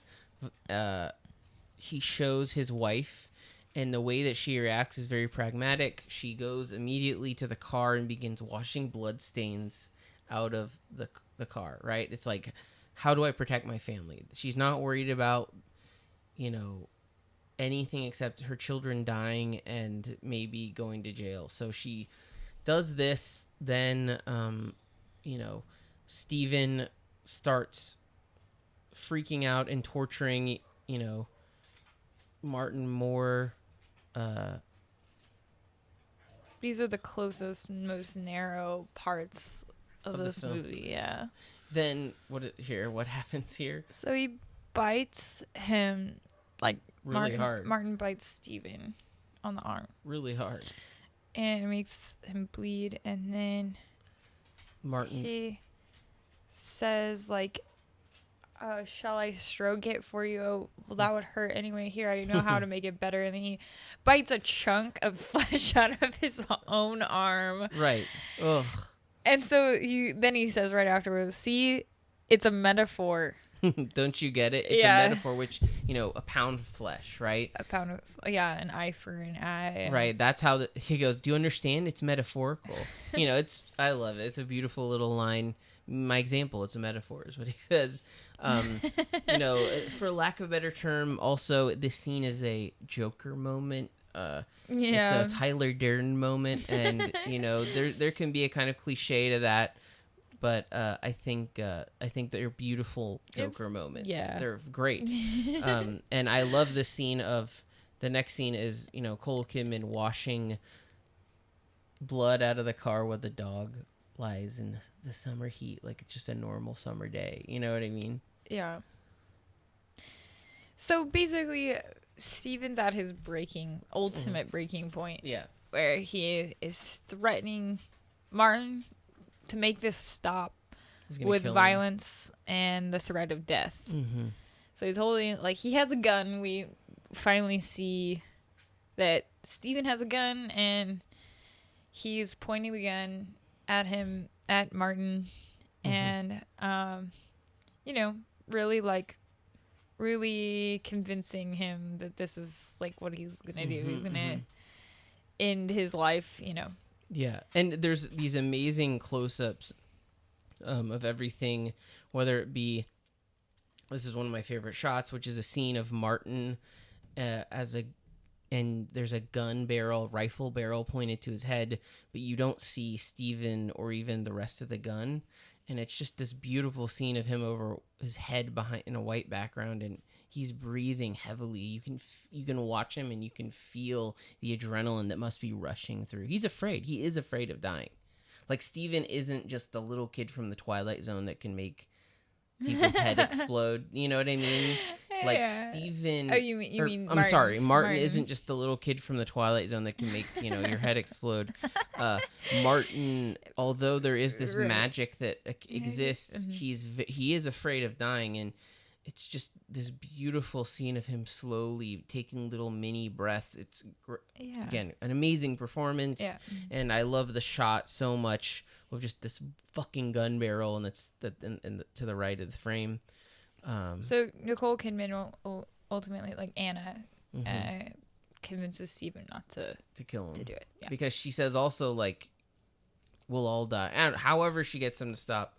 Then we've got a lot of weird mind games. Kim fucking with Bob, saying, you're gonna die, and Bob cuts. Can I have your MP3 player after you die? There's a great parody or comment about our meaningless consumer culture, where she's like, I've lost all these MP3 players before, but can I have your MP3 player when you die? You know what I mean? And then Bob, I think she's basically kind of showing, like, I've always had more privileges. Oh, right. And like you're gonna be the one. She's warning him, which is what ends up happening too, by the way. Yeah, and so the next scene, he cuts his hair. He gets desperate. Like Bob all of these desperate. last parts are these desperate, like everyone's last final desperate act, right? To survive. Yeah. So Bob, after his sister's like, you're gonna die. Yeah, he goes to the kitchen and he cuts all his hair off, because that was one thing that his dad wanted him to do and he didn't do. Right.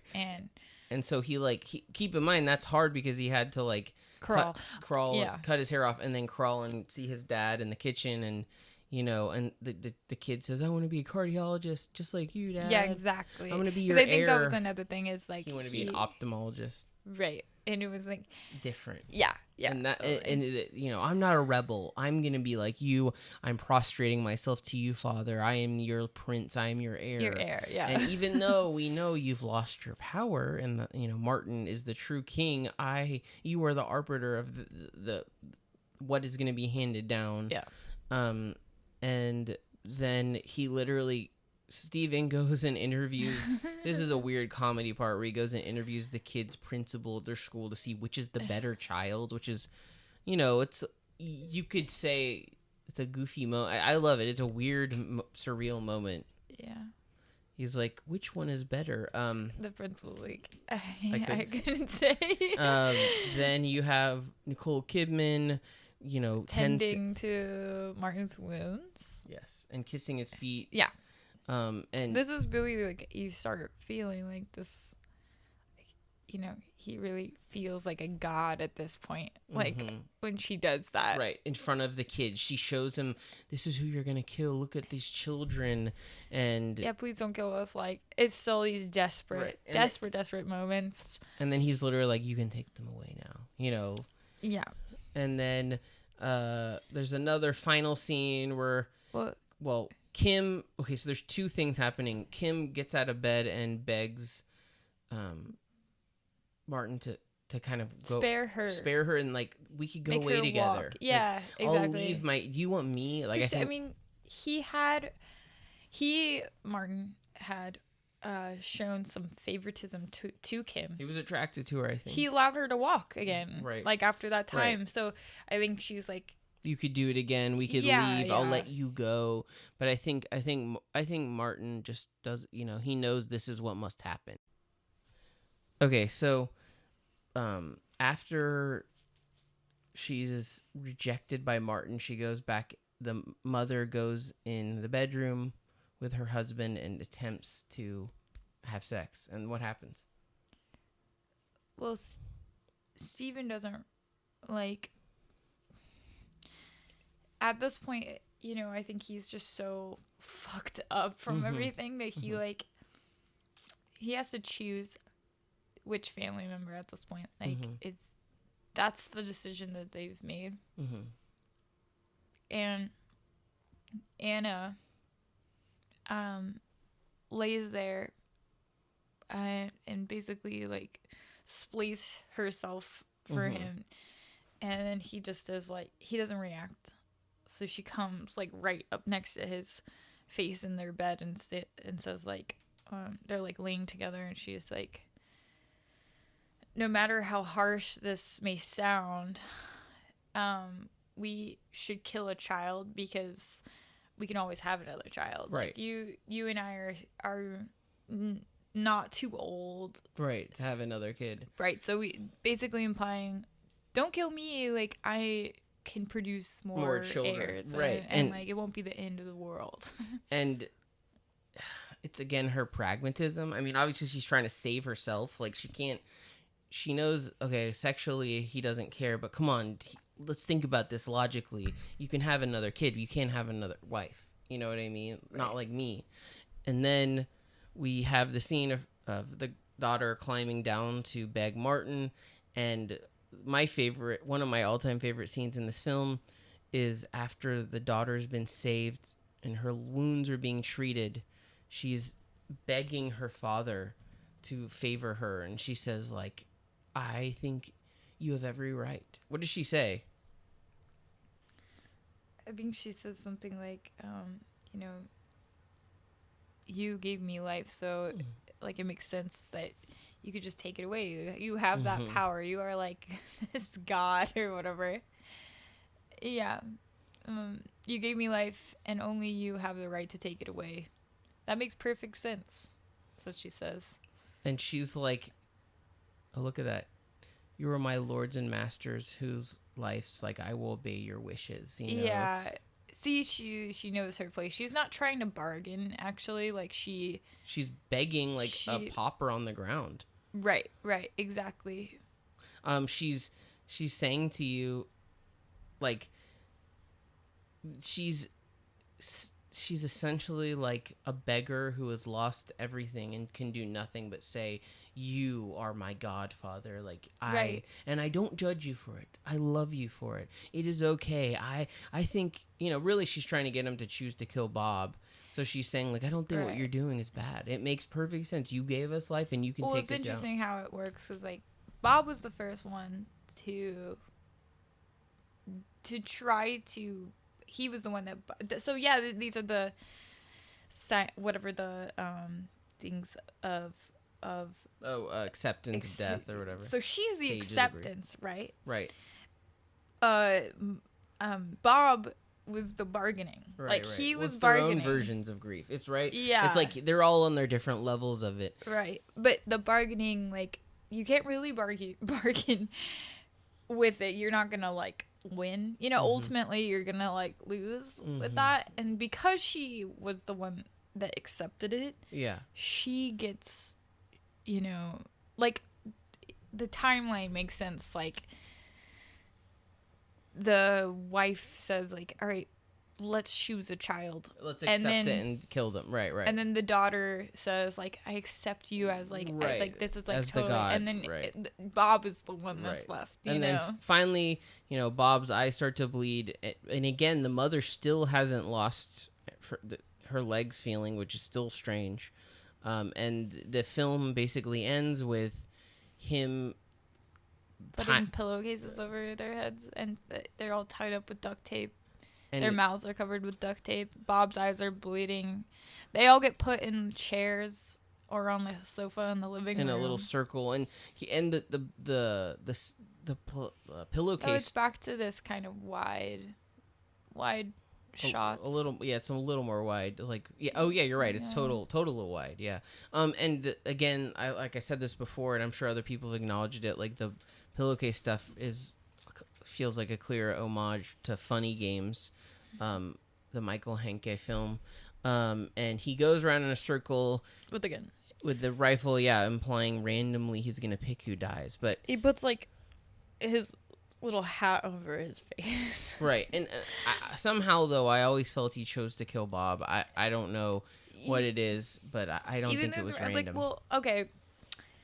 when he goes around, he misses 2 shots to the wife and the daughter. Yeah, like they were about to get killed. Right.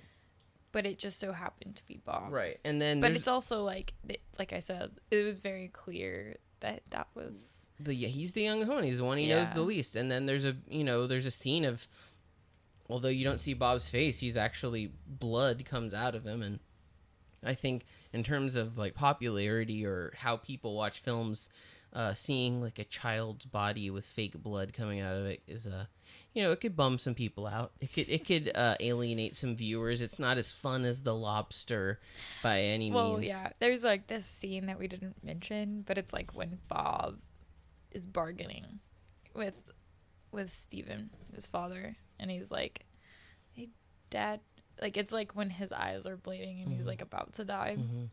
He's like, "Dad, who's your best friend?" Yeah. And he's like, I don't have a best friend. And he's like, I have 3.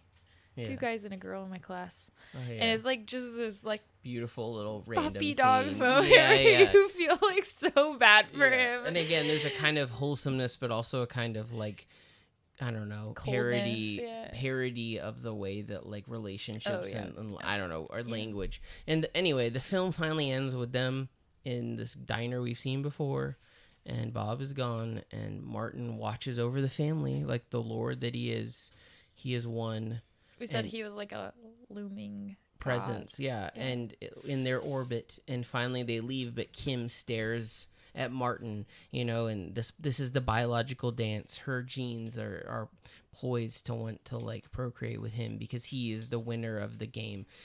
He is the new arbiter of fate, right? If this is what the film is about, the concept of fate, and Stephen was the arbiter of fate, the one that was the leader and the king and the general, and he saved people. He controlled the human heart, which is like the thing that makes us be human, and somehow Martin was the clear winner of the battle and the breaker, and Stephen's the breaker of the curse. So let's take a break, I think, and then we can talk about Maps to the Stars.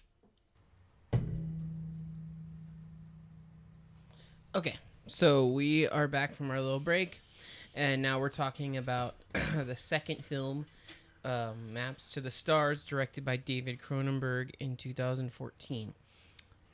We briefly went over this film, but I just think it's an incredible movie about Hollywood in the same way, I don't know, Mulholland Drive is an incredible film about Hollywood, and this one is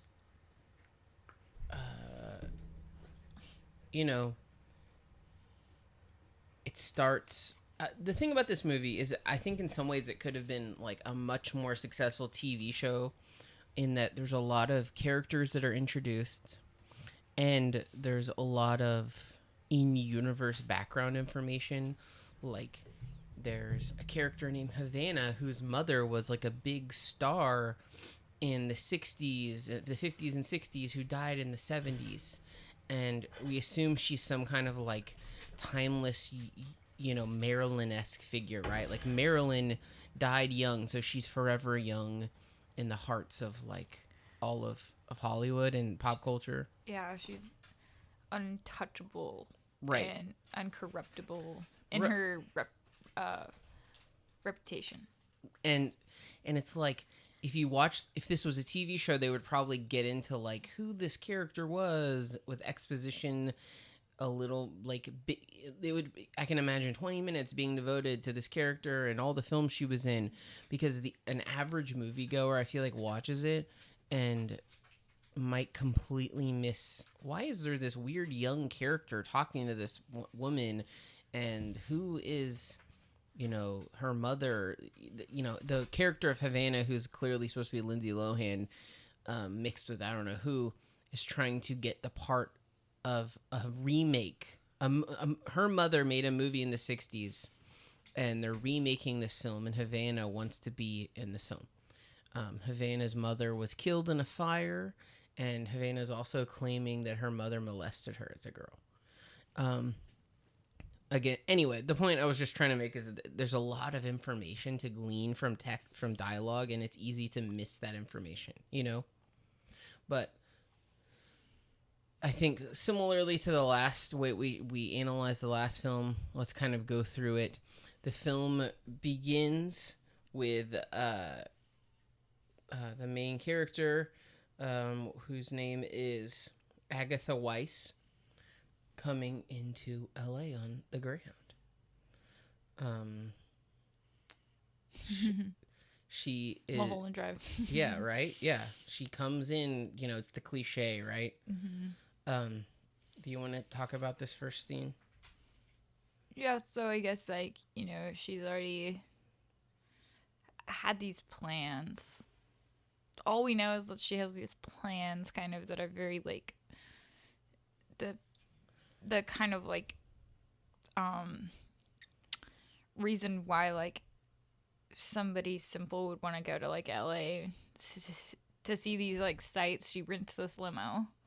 That's a chauffeur driven by Robert Pattinson. Right after he made Twilight, pretty much. Yeah, and was this after Metropolis? Yes, it was a couple years. Okay. But I think he was very fresh in people's minds in terms of the end of the Twilight series of movies in 2012 or whatever. Yeah. He plays this very small shallow. Role. Yeah, right. Small role, but is his character's an out of work actor writer who's a chauffeur so he can eat, and he's taking Agatha around to some sites she wants to see. She wants to see some famous people's houses. It begins with some vague kind of funny dialogue about how he drove Al Gore and just some producers that nobody really cares about. They're not it's not like he was I drove Bella Hadid around, even though she wasn't big in 2014. But or I drove Kim Kardashian around. He's not even. He's a shitty actor who no one knows, and as a chauffeur, he's only driven around kind of losers. Yeah, B actors or whatever. Or even if they're important rich people, they're not celebrities in that sense. So some plot important dialogue gets dropped that she became friends with Carrie Fisher of Star Wars fame over Twitter. Right, over Twitter, and that Carrie asked her to come to LA to get a job and that she was going to help her. So one of the main themes of this film is the theme of incest in Hollywood. That Hollywood is this incestuous prison where there's actual nepotism. Carrie Fisher is an example. Her mother was Debbie Reynolds, and as the daughter of a famous person, she became a famous person. And then the other idea that the scripts that are written, the stories that are told are rehashes, either literally remakes, or, and in this film there's a remake that's being made, or it's kind of everybody is trapped in this Jungian archetypal hero, journey type film, and no new stories are being told, and everybody in Hollywood is repulsed and attracted to Hollywood, but there's no new blood. It's an incestuous trap, right? That's what the writer and the director really talked about as a theme, and I think those themes are pretty apparent from the start.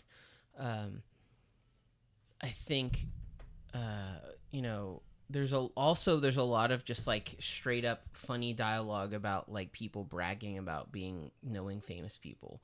Just at the beginning, we don't know this, but she goes to see her old house. Agatha's parents are famous people, or important people. Her mom is a Kris Jenner momager, and her dad, I guess we already talked about this in when we went over the plot, right? Yeah, we did.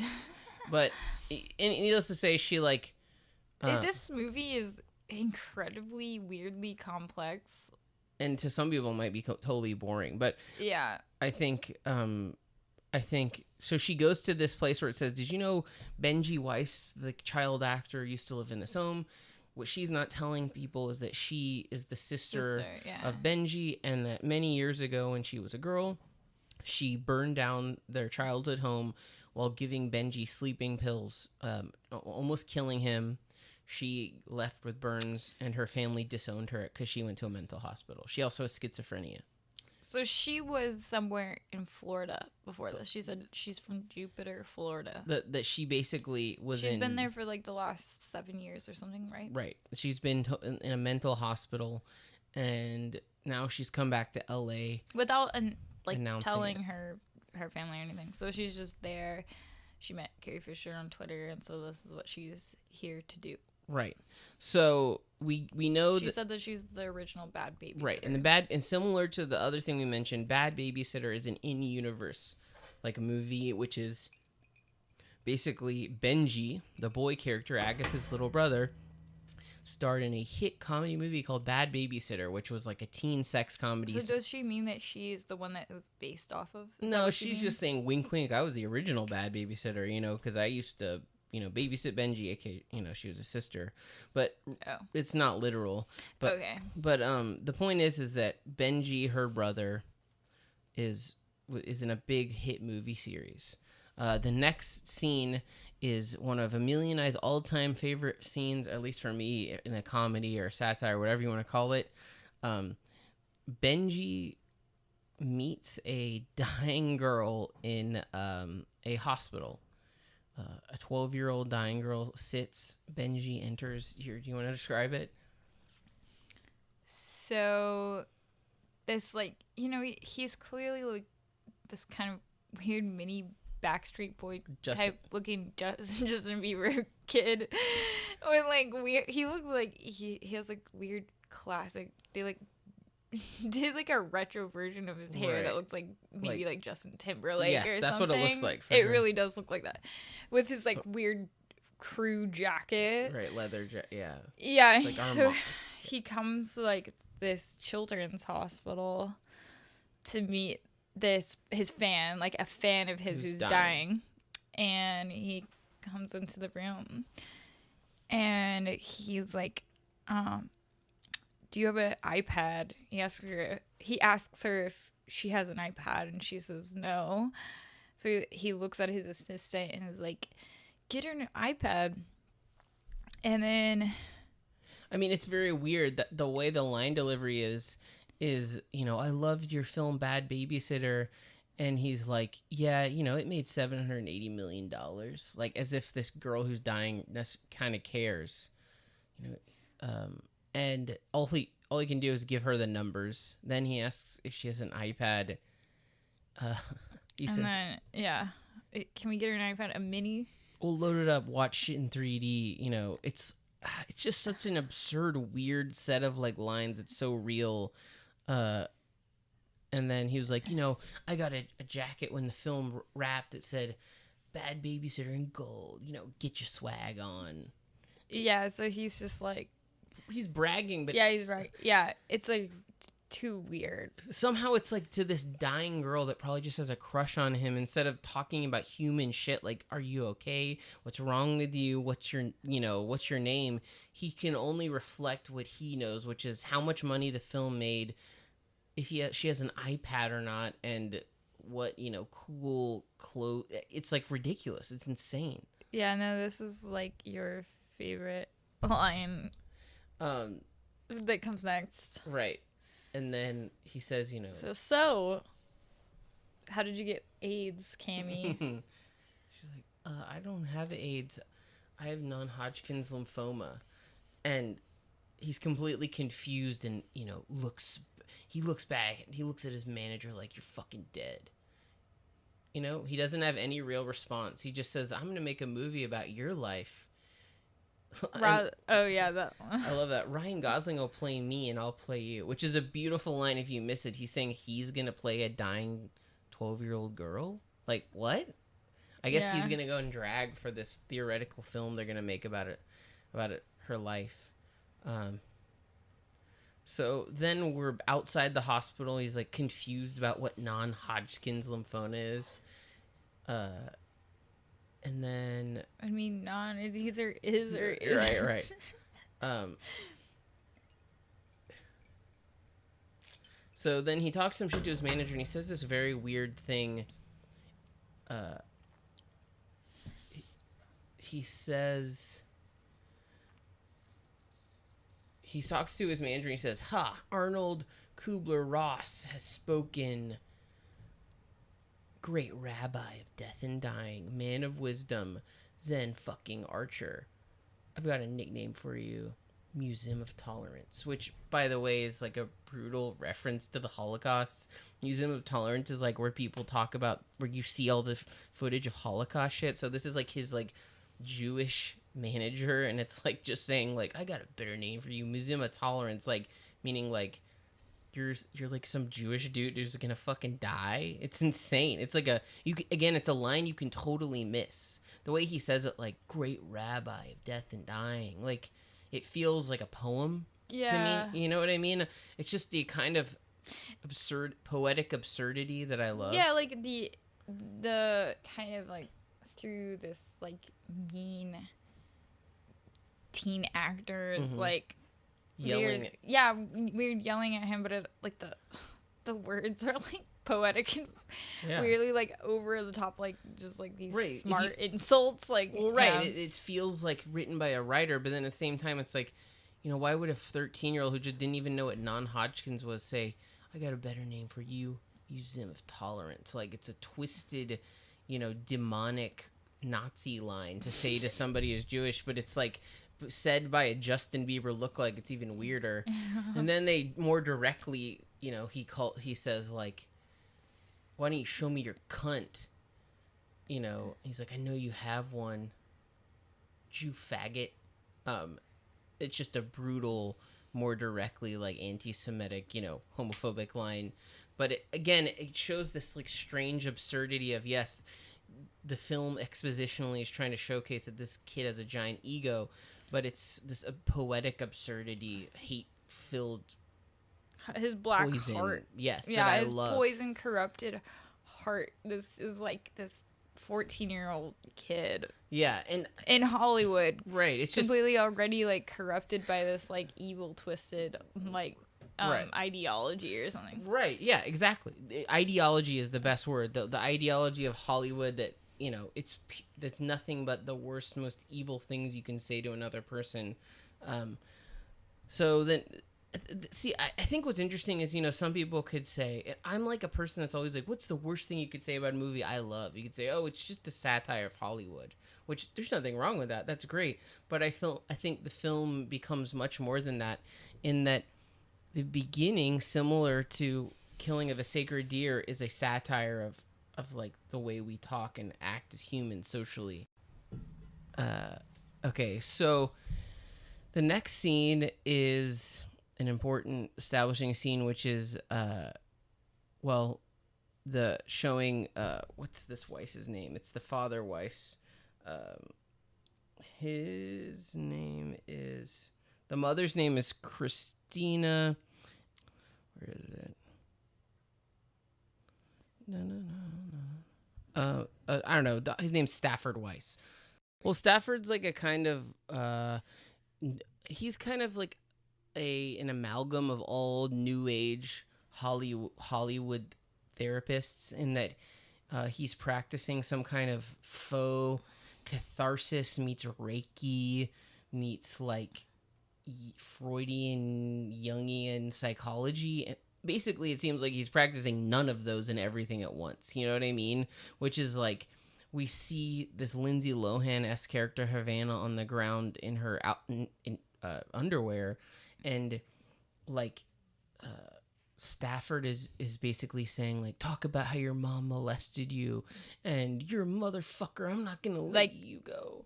He's getting her to like confront her mother, her dead mother, right? Yeah. And like, well, like holding her arms behind her back and making her like essentially like freak out and cry for this like catharsis, right? And that's the thing. It's like this new age, like late 90s, we're gonna punch a foam pillow and say like, no, I let the like child in me go. You know, all those things are well and good if they help you, but I think there's a lot of false things being sold in terms of the way that things are marketed as like, you're gonna be healed as long as you empower yourself and say you're an important, amazing victim who is beaten your abuser. You know, the work that comes with actually confronting those things and the methods of dealing with like abuse are so much more complex than you know, some guy giving you essentially a back rub while he tells. Well, yeah, it's like enforcing also like all of these kinds of things to kind of come up to the surface. That's like there's this kind of interplay with like whether or not this is like a this like abuse was a false memory or whatever like right. that. At first, that's a question: is she making up the fact that her mother molested her? We don't know for sure. Don't know because the whole time is kind of very like back and forth from whether it is. It could be right. Yeah, because the film is about incest. Yeah. But the point is like what I think is what's really great is that I think.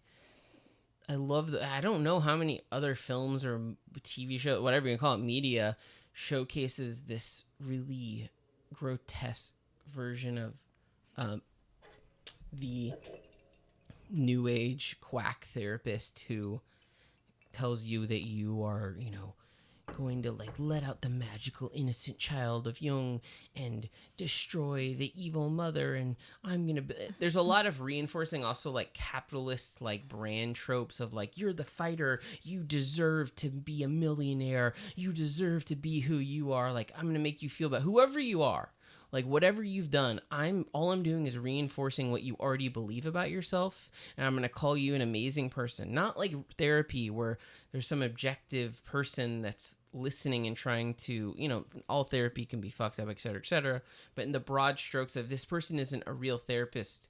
They're essentially giving you a massage for your ego, and they're saying like whatever bad, it doesn't matter if she's telling the truth or not about the abuse. He knows she believes it, or at least wants to believe it, so he's reinforcing that into her own ego. Okay, so this amazing scene happens. Then we have Havana watching her own mother's old film that she wants to star in, and I think we should talk about the poem here. Okay. So. Because it's the poem is talked about all the time. This is where we first hear it. Yeah, there's a poem within this movie that keeps getting It's like a mantra. Yeah, it's like a mantra. And it's a poem that's based on. It's a real poem. Amelia and I had to look it up. So the one that they have here, it's like a better translation of it, like in the movie than we could find online. Right. So this is because it's like a French poem. Right. So let's see. Okay. The poem is called Liberty. Liberté. It's a 1942 poem by French poet Paul Éluard.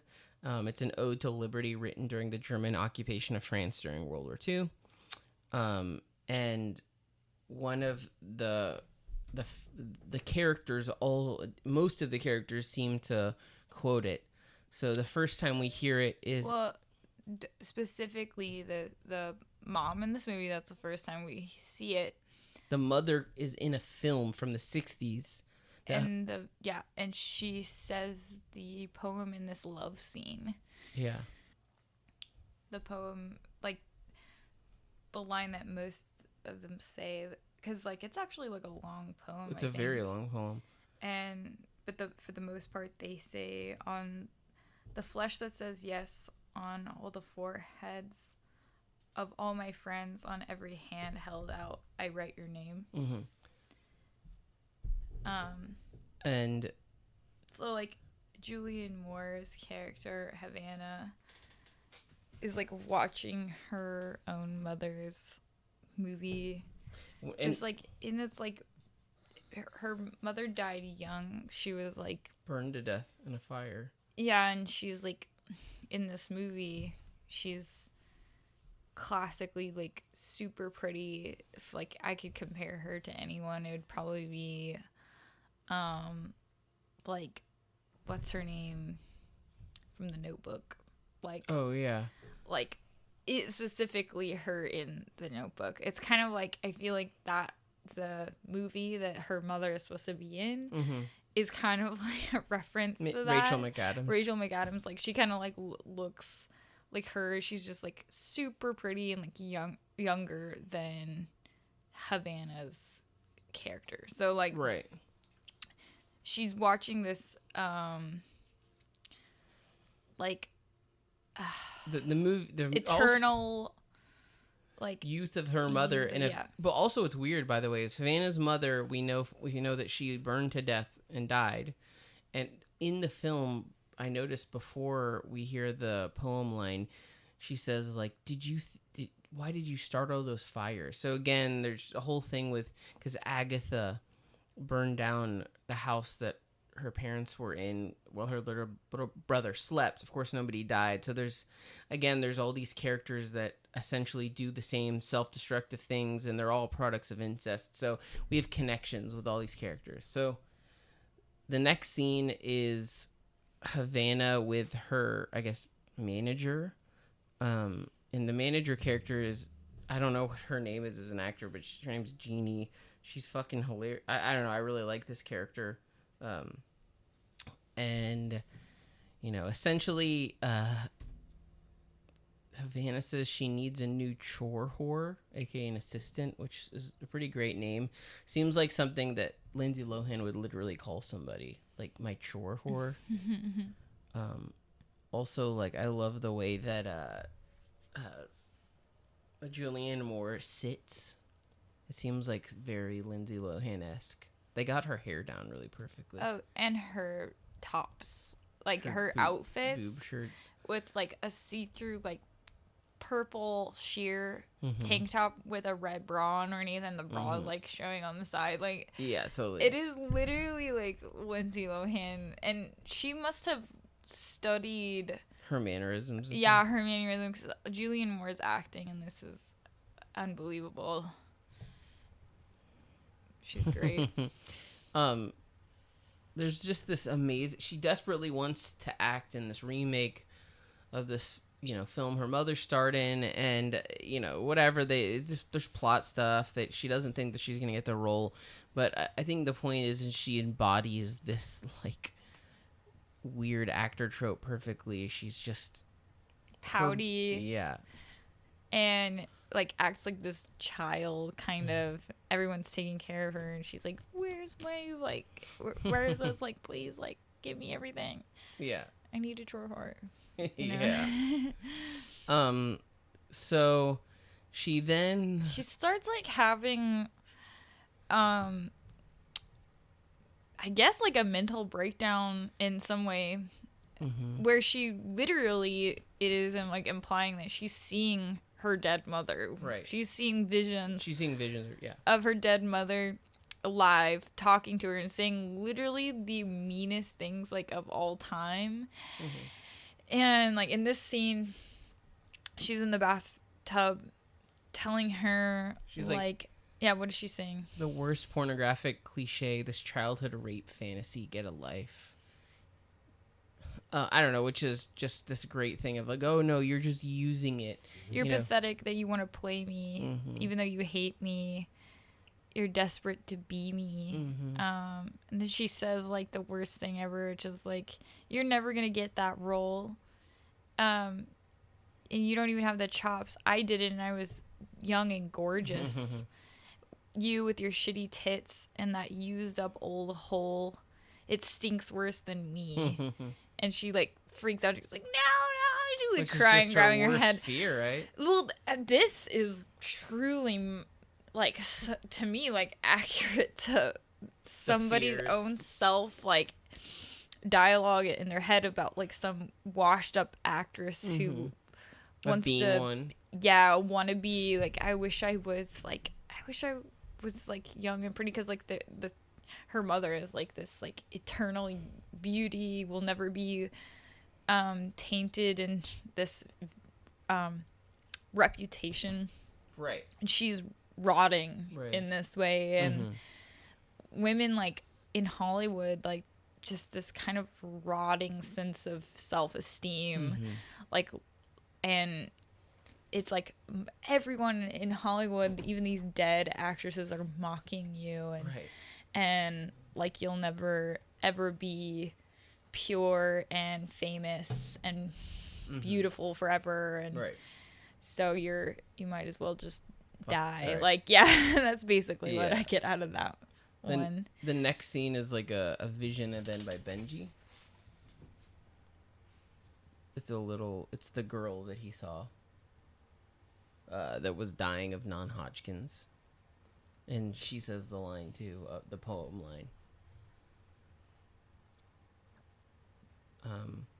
I think to me this character, the visions of her are a little more confusing to me, because, you know, I guess we understand why Havana's seeing her mother, right? Representing all her insecurities and fears.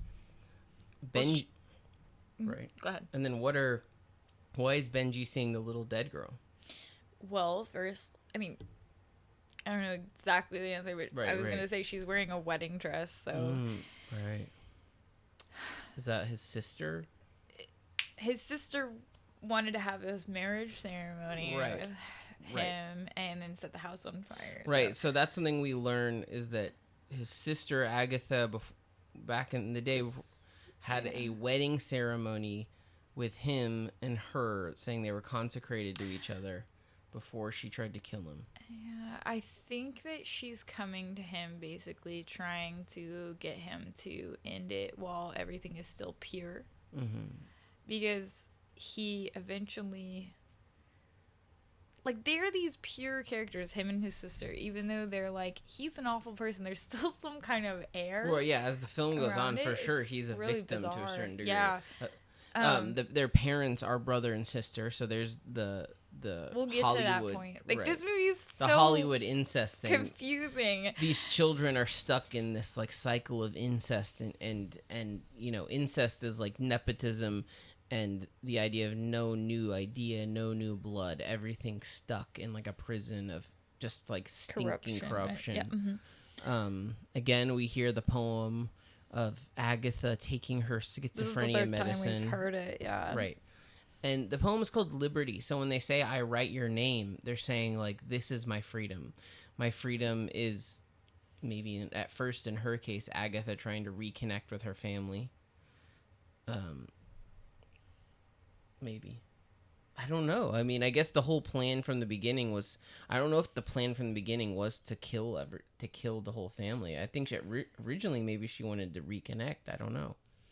Well, this movie, the Maps to the Stars, is about a fate which cannot be avoided, I guess. Yeah. The fate of Hollywood and the incest and dirt and nepotism. And like the liberty, the freedom. Mm-hmm. I mean, all I think about is like karma or something. Like, if there's like this fate which you can't avoid, the freedom becomes about like this kind of like death, overdose, like self-destruction, self-harm, and like that. Then you stay in this like eternal realm of purity and youth and stuff. Right. That's the other thing.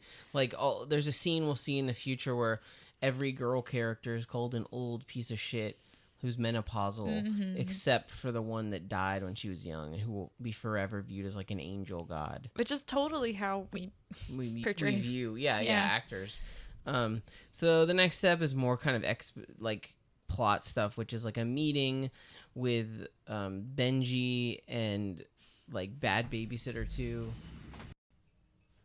Okay, so this is just a basic like plot scene of Benji trying to convince some studio executives that he's not a drug addict. I mean, it is interesting. It's like, you know, the usual story. Benji is a 13-year-old boy who got addicted to heroin or something similar after the success of Bad Babysitter 1. So there's some plot stuff trying to showcase, you know, how powerful they are, but, you know, they're still existing within the they have to prostrate themselves in front of the Hollywood executives. Benji then throws up because he's just so embarrassed. His mother cradles him. basically, I think another really important scene and a funny scene that we should talk about is basically these girls here making fun of like older actresses. So it's like some teenage girls with Benji and his friend, and they're basically saying that this girl is actually 23. She's not even old or young. I'm sorry. Okay. So are they talking about an actress? Yeah. So then a very important story is told, like about Benji's friend who's an actor too, says there's some like super fan that buys his shit for like thousands of dollars from his trailer. You know, like, so this is something that like isn't that weird, like in terms of like, again, it's like another like satire about the obsessiveness of like the Hollywood fan, but the fan that buys his shit, which, you know, feels very I don't know, like the basics of like, you know, the human body of blood and shit and spit, like almost you know, I think of the Holy Mountain, where the Jodorowsky character like helps churn a guy's shit into gold, kind of thing. Like these, the building blocks of like what makes us human, you know, or successful. Well, right, or whatever. Well, yes, this guy can turn his shit into gold. You know, that's a really great point. Yeah, totally. That Hollywood like takes this person and revels and like puts, you know, they're really more important. They're more important than anyone else. Their shit doesn't stink. Their shit is worth thousands. Mm-hmm. Yeah. And you know, these boys make a bunch of like shit jokes, and they then talk about Havana's mother, how she was actually really beautiful and she died young. So we know who these girls, you know, look up to. Dead people. Yes, dead people. Dead girls that are forever young. There's a threesome scene with Havana where she later like sees her mother. Yeah, in the bed. And you know, she can't perform sexually. She says, her excuse is like, I guess I'm a lousy dyke. In reference to like a threesome, like she couldn't get with the girl, but really it's she sees more of her mom who reinforces her. Yeah. Shit. Then we see a scene that's important that we're gonna discuss, where we see a cameo by Carrie Fisher. Carrie Fisher, plot-wise, asks Havana to take on Agatha as an assistant. But why is Carrie Fisher important as a cameo, right? Like, it reinforces the message of the film, which is what? That she's the daughter of a famous actress, and that's why she was an actress herself. Right. There's... I mean, similar to, like, something like a Greek myth, people's parents are like these huge figures. My mother was a goddess who died, right? Like Benji's parents are like the king and queen of Hollywood that control things. You know what I mean? Like it does feel like, you know, Zeus or the underworld or something like that. The characters in these films. Have we mentioned that they're siblings? Yeah. Right. The mother and father of Agatha and Benji are siblings. And so they are literally the children of incest, and so there's all this again. I think the idea that you can't escape this poisoned bloodline that is Hollywood. Later on, there's a scene with Benji where he's talking about to his therapist. Yeah. What, the dreams, I guess? Well, it's like, so he's been in therapy, I guess, for his addiction some time. Right. He's sober too, but like his therapist, he starts talking about these weird things that he's seeing. He saw a dead girl, the girl that died of non-Hodgkin's lymphoma, that he visited in the hospital, and so she hears him say this is kind of probably like, if you were a therapist and you heard somebody say like that they saw this thing, you know. She's like, okay, let's talk about like the real issue here.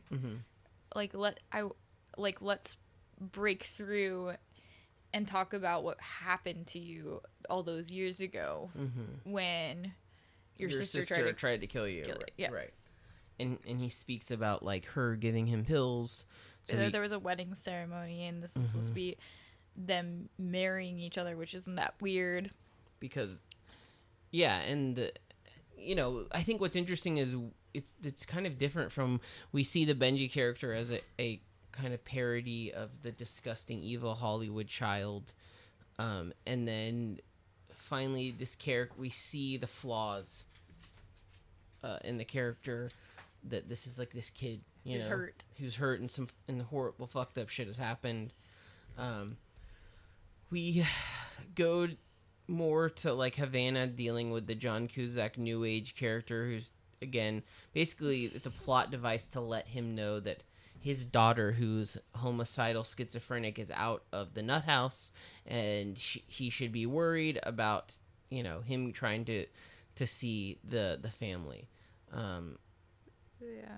I think there's a cool little scene where John Cusack, well, number one, Benji's reading the poem, the Liberty poem. Again, he says it like a mantra, right? Yeah. Then I don't know. I think this is an interesting scene. You want to talk about it? Yeah, so the father basically comes in. He's like, I think he overhears him reading this poem, which is like somehow this weird sign that something weird is going on. And so he comes in and he sits on the bed, and he just basically is like, I want you to know if you see Savannah, or no, Agatha. Sorry. Yeah. Agatha, if you see Agatha, you must tell me, like, immediately, because of what happened before. And the father is clearly, like, trying to control this whole thing, knowing that Agatha's gonna come back in their life no matter what. And he's trying to control that and trying to warn him and tell him that, she might be coming back, basically. Yeah. And I think what's interesting about the scene is that, he warns his son, and John Cusack warns the son, and but really I think what's most interesting is that the Benji character is like shocked and disgusted at the hypocrisy of like the father, like the way he pretends like Agatha isn't alive, even though Agatha, tried to kill the whole family. Similarly, she's been cast out of like paradise, right? Agatha, because of the whole idea, I think, of reputation, actually. Well, right, and she also knows the secret that the mom and the dad are brother and sister, right, so right. She has to go. She dare try killing them. Now, in real life, if a child burned down their parents' house and tried to like marry their brother or whatever in a ceremony, I can understand there might be some issues, but generally, I think parents try to they love their kids and try to deal with it the best they can. But instead, in this case, they pretend like she doesn't exist. And it seems like Benji is like totally, he sees the hypocrisy and the kind of how disgusting it is to just act like your child isn't alive. I think that he doesn't have any connection to anyone. Right. And like Agatha actually was the only person, because we see later on that they have this very specific connection, and that he can only like truly relate to her, because they're like nobody else, right? They're these strange enigmas within like this whole system. They're both products of incest, and they can't relate to anybody else. They're cut off in their own weird bloodline, and like they're isolated, right? And it goes beyond just, oh, I'm a kid who's a part of Hollywood and I don't relate to the normies. It's that I am, like you said, I'm the bloodline of an incestuous family. Yeah. And he's got no one to really he has his therapist.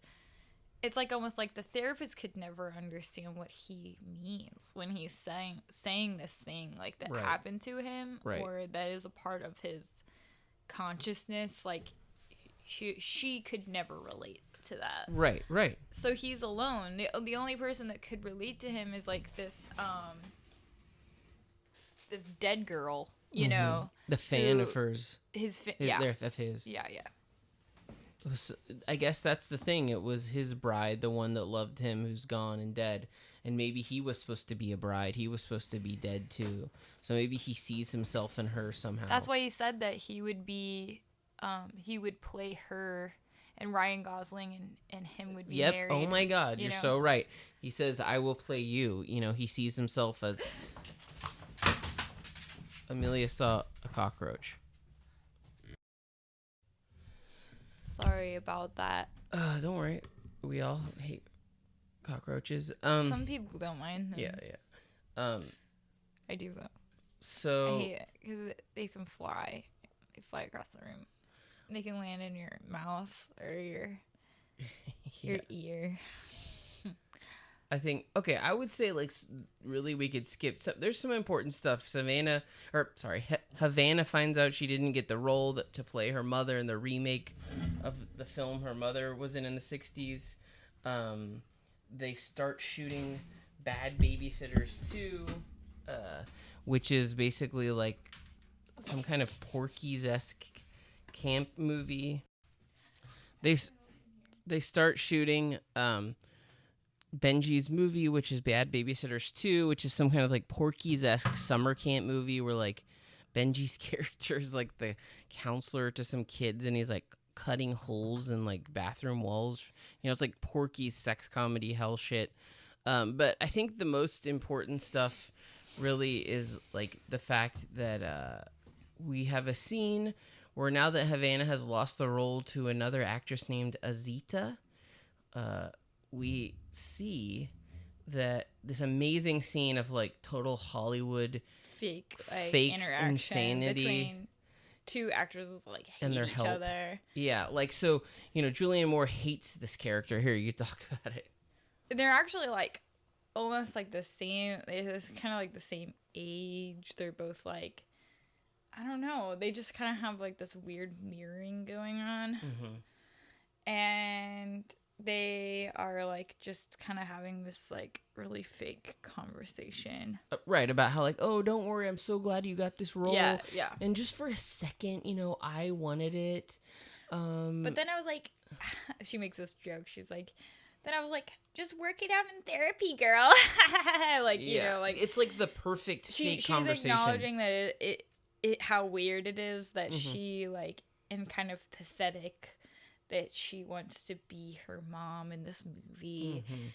And she's like, but she's clearly really jealous, and they're like laughing and like, and then she has like the Azita lady has like a little 3-year-old kid named Micah, and she's being completely fake and weird, like, oh, your little kid is so sweet. It's just completely expertly done, like soulless nothing conversation about two people that clearly fucking hate each other, but like are doing it in like the just nicest way possible. I don't know, it's not nice at all. A scene where Havana is having a back massage, and I love it because it's like she tells the person who's giving her massage, like after it's done, like, you can let yourself out, instead of saying like, okay, you can go, thank you, goodbye. It's like the person who does the massage is like just like a servant. Well, yeah, beyond even a servant, they're like this extension. They're like, I don't know, taking the covers off your bed to put them in the wash. Like, it's like she's basically just saying like, you aren't even like I'm not even gonna acknowledge you as a human being. Like, just you're here to do this service and now like disappear from existence. Then she has another scene where she sees her mother, and her mother says, well, let's see, what does she say? This part is interesting. No, it's another important like scene where she sees her mother in a dream kind of sequence. Oh yeah, I love this. She says. So her mother is saying. Well, she's referencing some therapy she had where the therapist was like, you know, you're saying to your mom, come on in, come see my house that I built with love and like and pain and hope. Like, okay, we have to acknowledge, to explain this, that Agatha becomes Havana's assistant because of Carrie Fisher. Havana has burns on her. Or no, Agatha. Sorry. Agatha has burns on her body from being in this fire. From burning the house down. Havana's mother died in a fire. Right. So she, in this Freudian way, connects Agatha to her daughter. Or to her mother. I'm sorry. She connects Agatha to her mother. Yeah. And has this kind of like strange, symbolic or archetypal attraction towards her. Right. And the father says, he uses Jungian language by saying, look what you're doing. You're bringing into this girl with burns into your house saying, hey, Mom, everything's okay. I'm not afraid of you anymore. Right. I'm empowered. You can't hurt me anymore. In fact, I'm going to welcome you in so that, I can just deal with it and get over and show you how everything's okay. But everything isn't okay. And not only that, but we know that Agatha... And again, this is an entire spoiler thing. Agatha is going to kill Havana with, an award later on in the film. So this trauma that's existed, if anything, like I was saying, Agatha is like a weird superhero trying to end the Hollywood incestuous cycle of nepotism and the Hollywood cycle of remakes of the same idea, the same trauma, the same thing. You know what I mean? Yeah. So, in this scene where she lets the massage therapist, she's let yourself out, then she sees this vision that her mother's, standing above her, and she's basically saying all these things that she said in therapy. Yeah, that was said in therapy.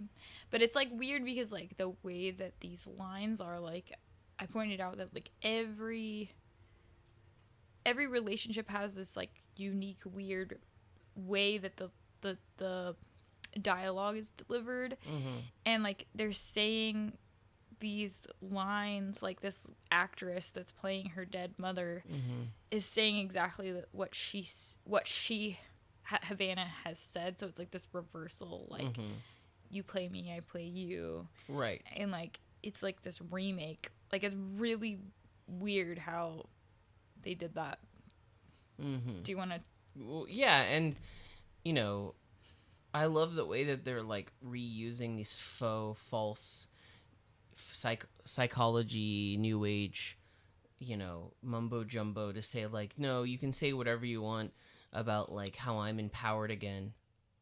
Yeah. But the right, and then she sits exactly in the same way, after by the pool, and says, "I guess I'm a lousy dyke." But it's this really pretty actress saying it in this super weird, sad, serious way. So it's the demake. Your fear is that your life, your story is remade by a prettier woman, and you know what I mean. Her reflecting her own mother, saying this. My mom. I'm not playing my mom. In fact, my dead mom is playing me. You know what I mean? Yeah, and my pathetic life is even more. It's even more glamorous if she did it, in this way. If she was she couldn't. Anyway. Well, it's true. So weird. Okay, and then the next most, one of the most important insane scenes of the movie. One of the most, I think why this movie is so special. We saw Azita earlier, who stole this role that Havana wanted to play her mother in the remake, of the film. And now we all of a sudden find out that Azita's little son, Micah, is what? He drowned in a pool. So right before this was her deeply moping about not getting the role, and she's making Agatha do these horrible chores like a slave, and then because she's just depressed, she has nothing to do except for just boss somebody around, tell them to do this stupid task because she's moping, and she's in this horrible mood. And then her manager friend comes in and tells her that Micah has died. Azida's son has drowned in a pool. And so now she's not going to get to play the part. Because essentially Azita, of course, is completely at a loss and totally fucked up and can't believe what's happened to her and, doesn't want to play in a movie. So now Havana is going to get to play the role of, her mom in the remake, and all because this little boy drowned and died. And an incredible thing happens where she talks to her manager, finds out she's getting the role, and then goes out to see Agatha, her assistant, who's, moving plants around or some dumb shit, and is screaming, na na na na, na na na na, hey, hey, hey, goodbye. Which is like this, she's saying like, come on, sing with me, I'm so happy. She's completely happy, and then she says, this is for little Micah, little miracles, which I think is like one of the most amazing lines. Little miracles, those little boy died, like little miracles, little Micah. And then she says, fire and water, we're fire and he's water. So again, there's these metaphors that are literal, which is like, we're the, my mother burned, you burned, and little Micah is the water. And obviously there's all these like basic elemental symbology and all these metaphors and archetypes that we could dissect. But the point is that like Havana is just completely overjoyed at the death of this child. Like they're dancing and singing and so fucking happy. It's just insane and incredible. So I just want to talk about, I said some stuff about the Micah dance scene. It's like, I love it and it's like in the rawness and the absurdity, the disgusting, like brutal, just the representation of celebrating the death of a young child as like one of the worst things you could do in America, and her happiness for it. Again, it's like mythological. Right. She says like, also the fact she says like, little miracles, little Micah, we're fire, he's water, we put out water. Yeah, and Agatha doesn't know what she's talking about, right. So they're just like celebrating. Right. It's funny. I think, this, we kind of do some more plot stuff. They're shooting Bad Babysitter. Agatha then goes to visit Benji, her little brother that, she tried to kill and burn the house down in. She visits him in his trailer. He scares the shit out of her. She scares the shit out of him. Yeah, she scares the shit out of him. She, tries to, because she claims to say she wrote and that she really wanted to, like, make up for what she did. Yeah, and she's just here in Hollywood basically trying to make it just like you, just like everyone else. Like, I met all these celebrities, and I work for a celebrity, and I met her through Carrie Fisher. Mm-hmm. He's like, for a schizophrenic, you're doing pretty well in Hollywood. Yeah. I don't know, I guess...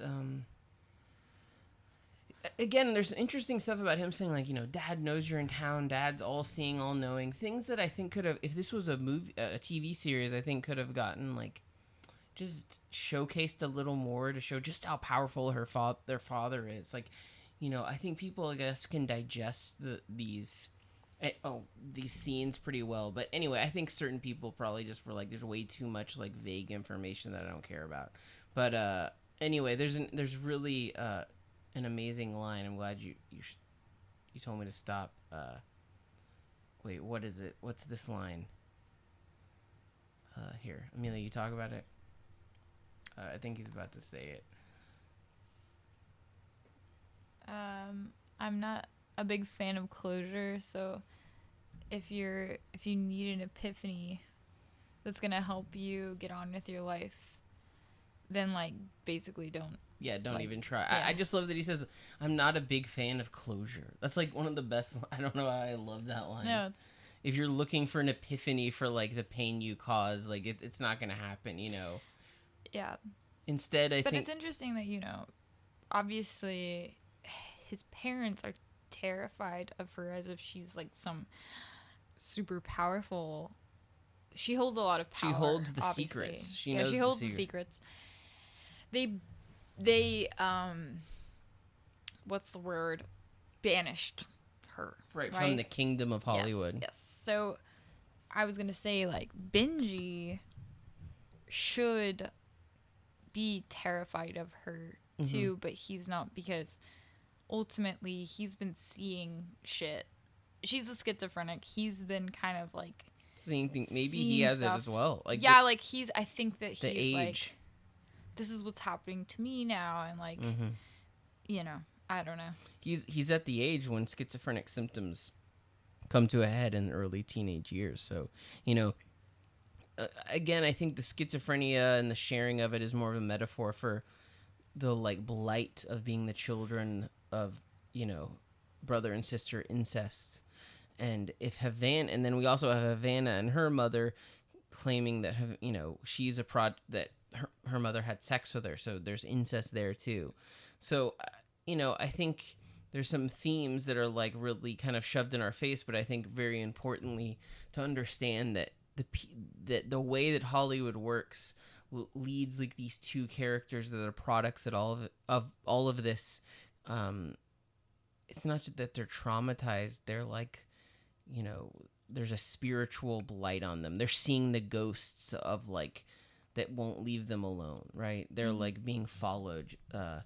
Benji can't enjoy like his fame at all, and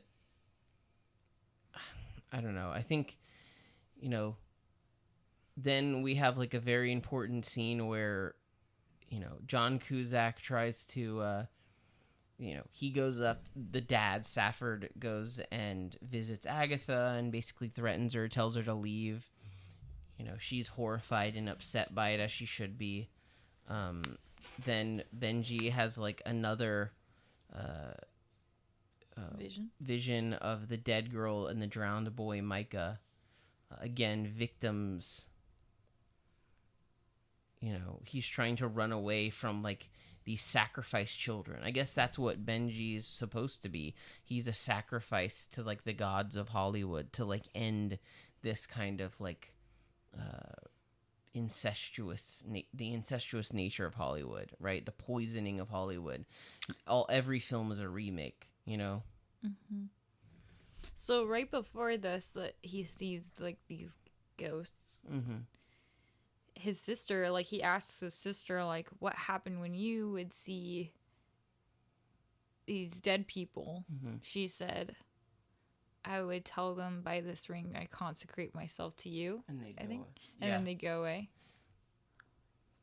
I think it's also really interesting, like, you know, I think I'm drawn to this film because it just feels like no other film, you know? No.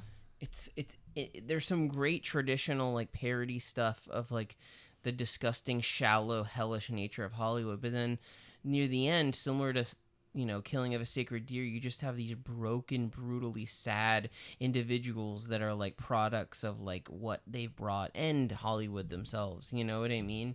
Like the guilt they share for like who they are and what they've been, it's just insane. I think, you know, as the film goes, I would just say, like, you know, I don't think we need to go through every single scene, but I would say, like, the most important stuff is that that Agatha confronts her mother and says, like, look, I know you're a brother and sister. Agatha's mother accepts, like, look, we didn't know, we like got separated at birth. The story doesn't even matter. It's bullshit. And instead of, say, the father saying, I'm sorry, you know, this is your children of this kind of incest, he, you know, beats Agatha and brutalizes her. And then finally, to like the last brutality of Agatha is that Havana fucks Agatha's boyfriend, or the Robert Pattinson, the chauffeur driver. They've been flirting the whole movie. He fucks her, and she feels beautiful and great that this hot guy had sex with her. And then Havana purposely fucks Robert Pattinson in the back of their limo while she watches accidentally. Like, Agatha sees this. Yeah, because she can't. It's because she can.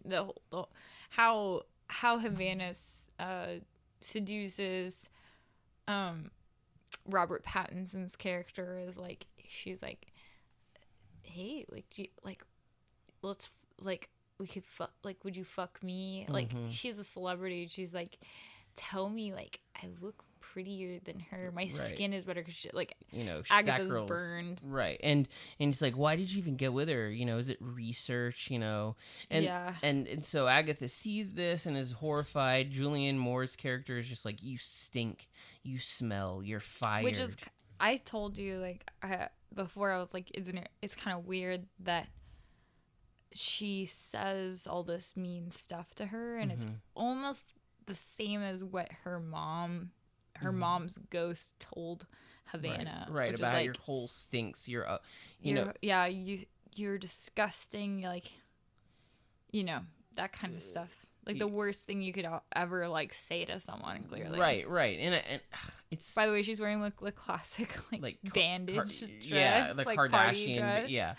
I think... Slut dress. Yeah, and essentially, like, making fun of her, like, and then ultimately, Agatha, after being fired and treated like garbage, is like, she leaves a period stain on Havana's white rich person couch. And she's like, you disgusting cunt, you bled. And again, we're back to water, fire, shit, and blood. These elemental things. Yeah. The things that define us as humans, the things that are, like, come from us naturally. And that also, like, make up everything, too. Yeah, and, like, and I don't know, like, Agatha's bled. She's, like, left herself, and she's shamed for it, for even existing, essentially. You know what I mean? Yeah. You think... Oh, my God. You think Nicole Kim and Halle Berry have scary little animals working for them? Yeah, scary and deformed. So she called her deformed. Like, ultimately, that was, like... a scary little animal. Yeah, like, you're deformed, You're, like, living in this real world, like, disgusting and, like, away from this kind of, like, perfection of, like, Hollywood that's just full of, like, weird... I don't know. Yeah, no, it's... And then she freaks out and hits Havana over the head with some shitty award and bashes her over the head, and there's a beautiful, blood splatter. The coolest scene There's like ever. A Cronenberg blood splatter horror scene. It's just, brain matter and blood splattering all over her. It's it's beautiful. It's great. It's a classic, when Cronenberg shows his love of horror. You know what I mean? Yeah, not to mention, like, we never mentioned the fact that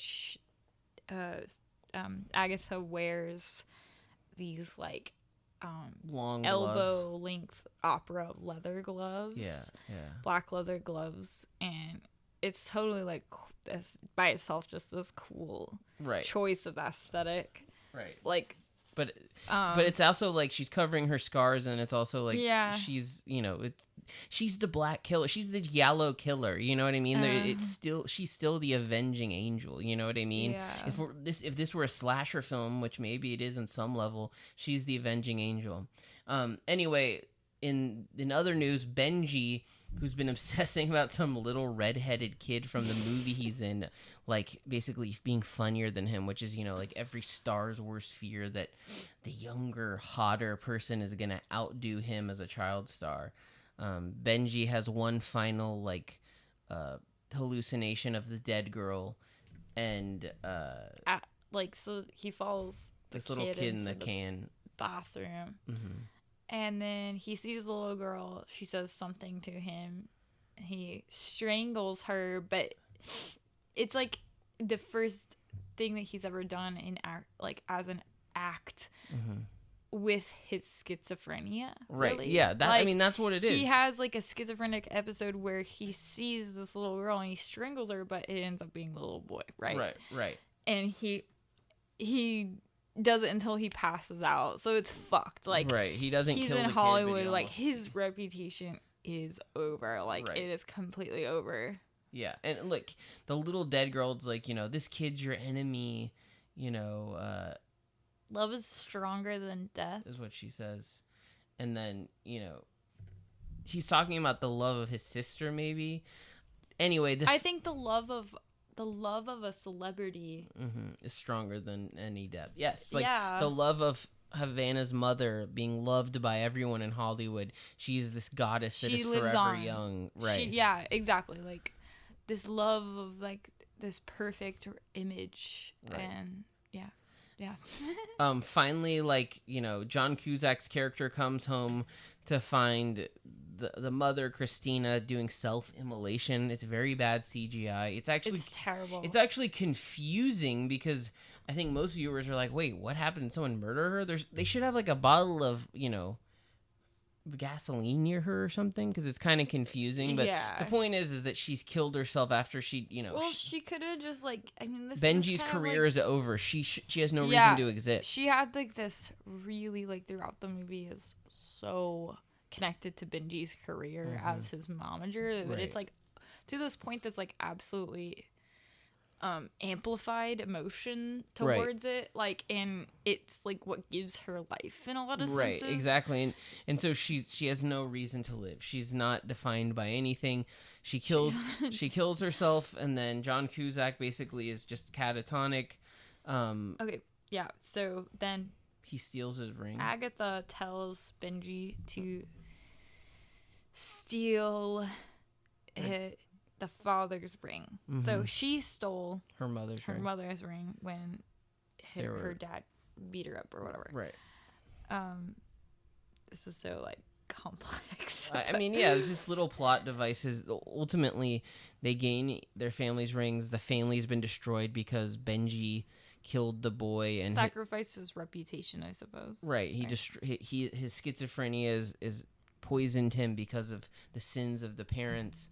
Her schizophrenia is acting up. She can't, she's not only, like, Agatha is not only a murderer, but, the reason she came to Hollywood maybe to redefine herself are pointlessly gone now. She's never going to be anything but this crazy, disfigured person. And so ultimately, Benji and Agatha have a suicide pact they're finally going to finish. And, they put the rings on each other and have this weird thing of, what is it?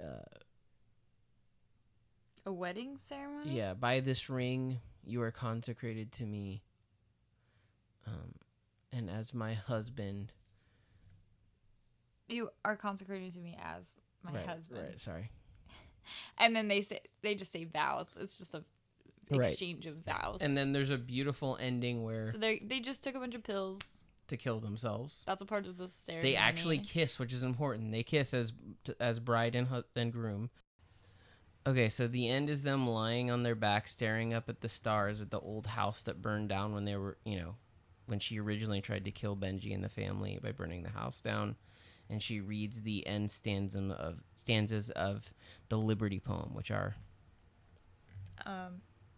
It goes, on the absence without desire, on naked solitude, on the stairs of death, I write your name. On health that has returned, on danger that has left, on hope without memory, I write your name. And by the power of a word, I renew my life. I was born to know you and to name you.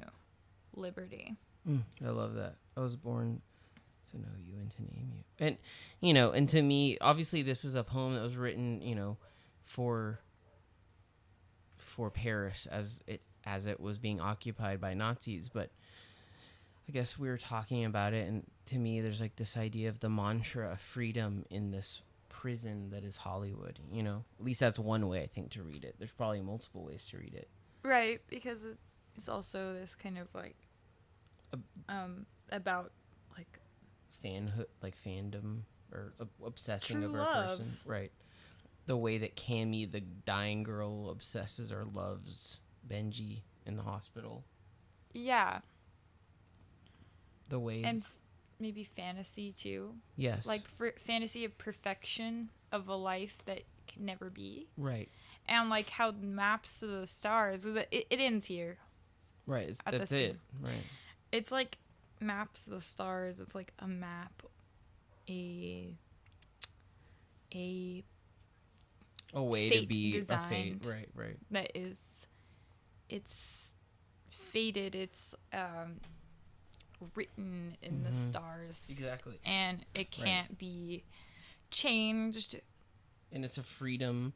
Like one thing we both talked about was the idea that both films are about destroying a curse.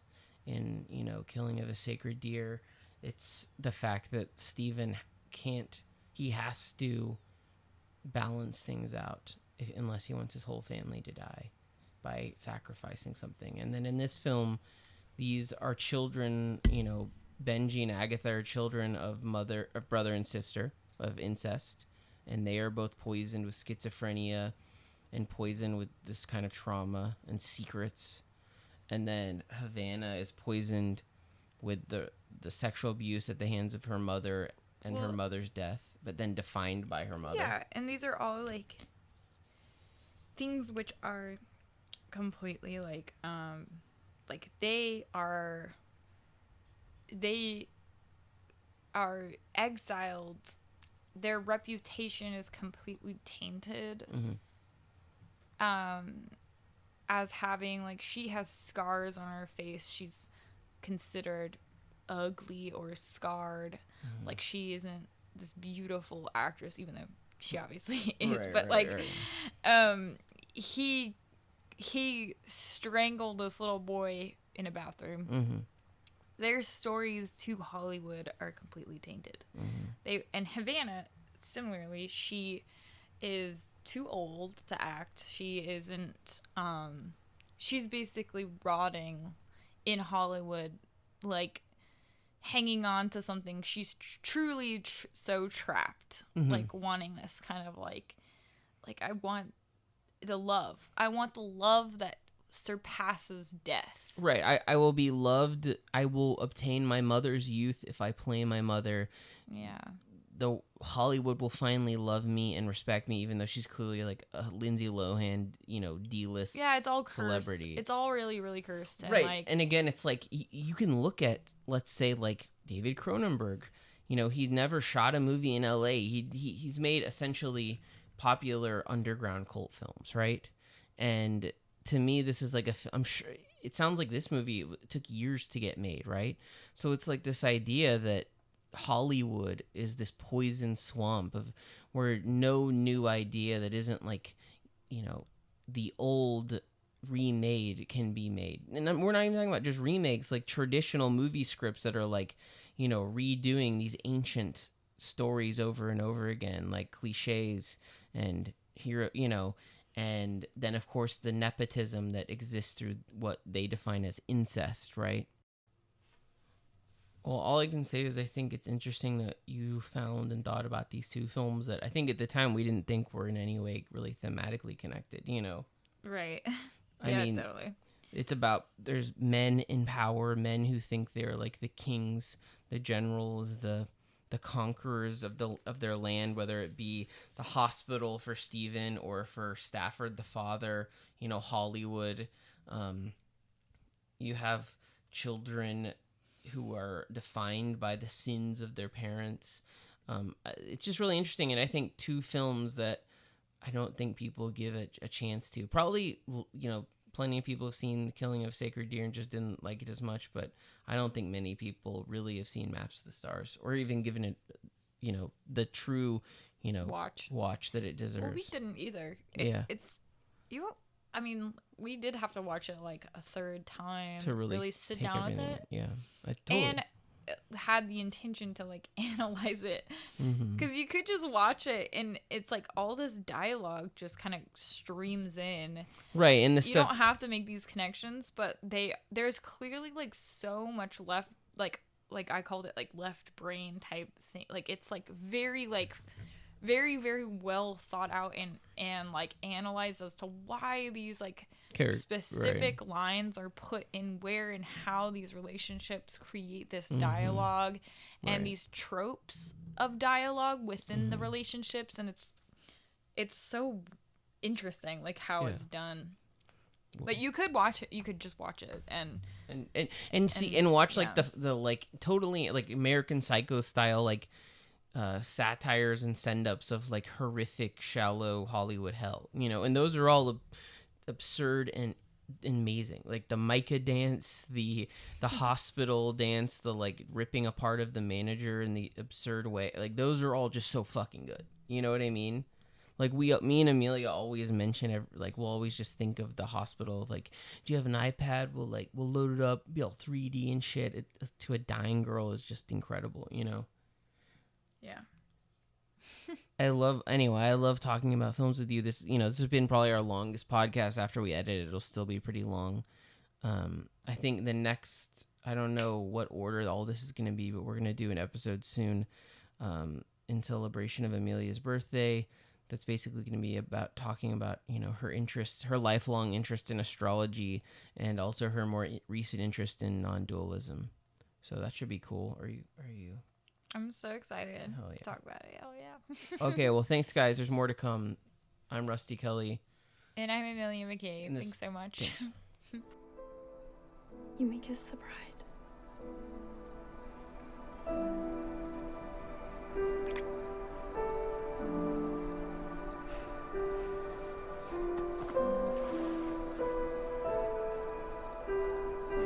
On absence without desire. On absence without desire. On naked solitude. On naked solitude. On the stairs of death I write your name. On the stairs of death I write your name. On health that has returned. On health that has returned. On danger that is left. On danger that is left. On hope without memory I write your name. On hope without memory I write your name. And by the power of a word. By the power of a word. I renew my life. I renew my life. I was born to know you and to name you. I was born to know you and to name you. Liberty. Liberty.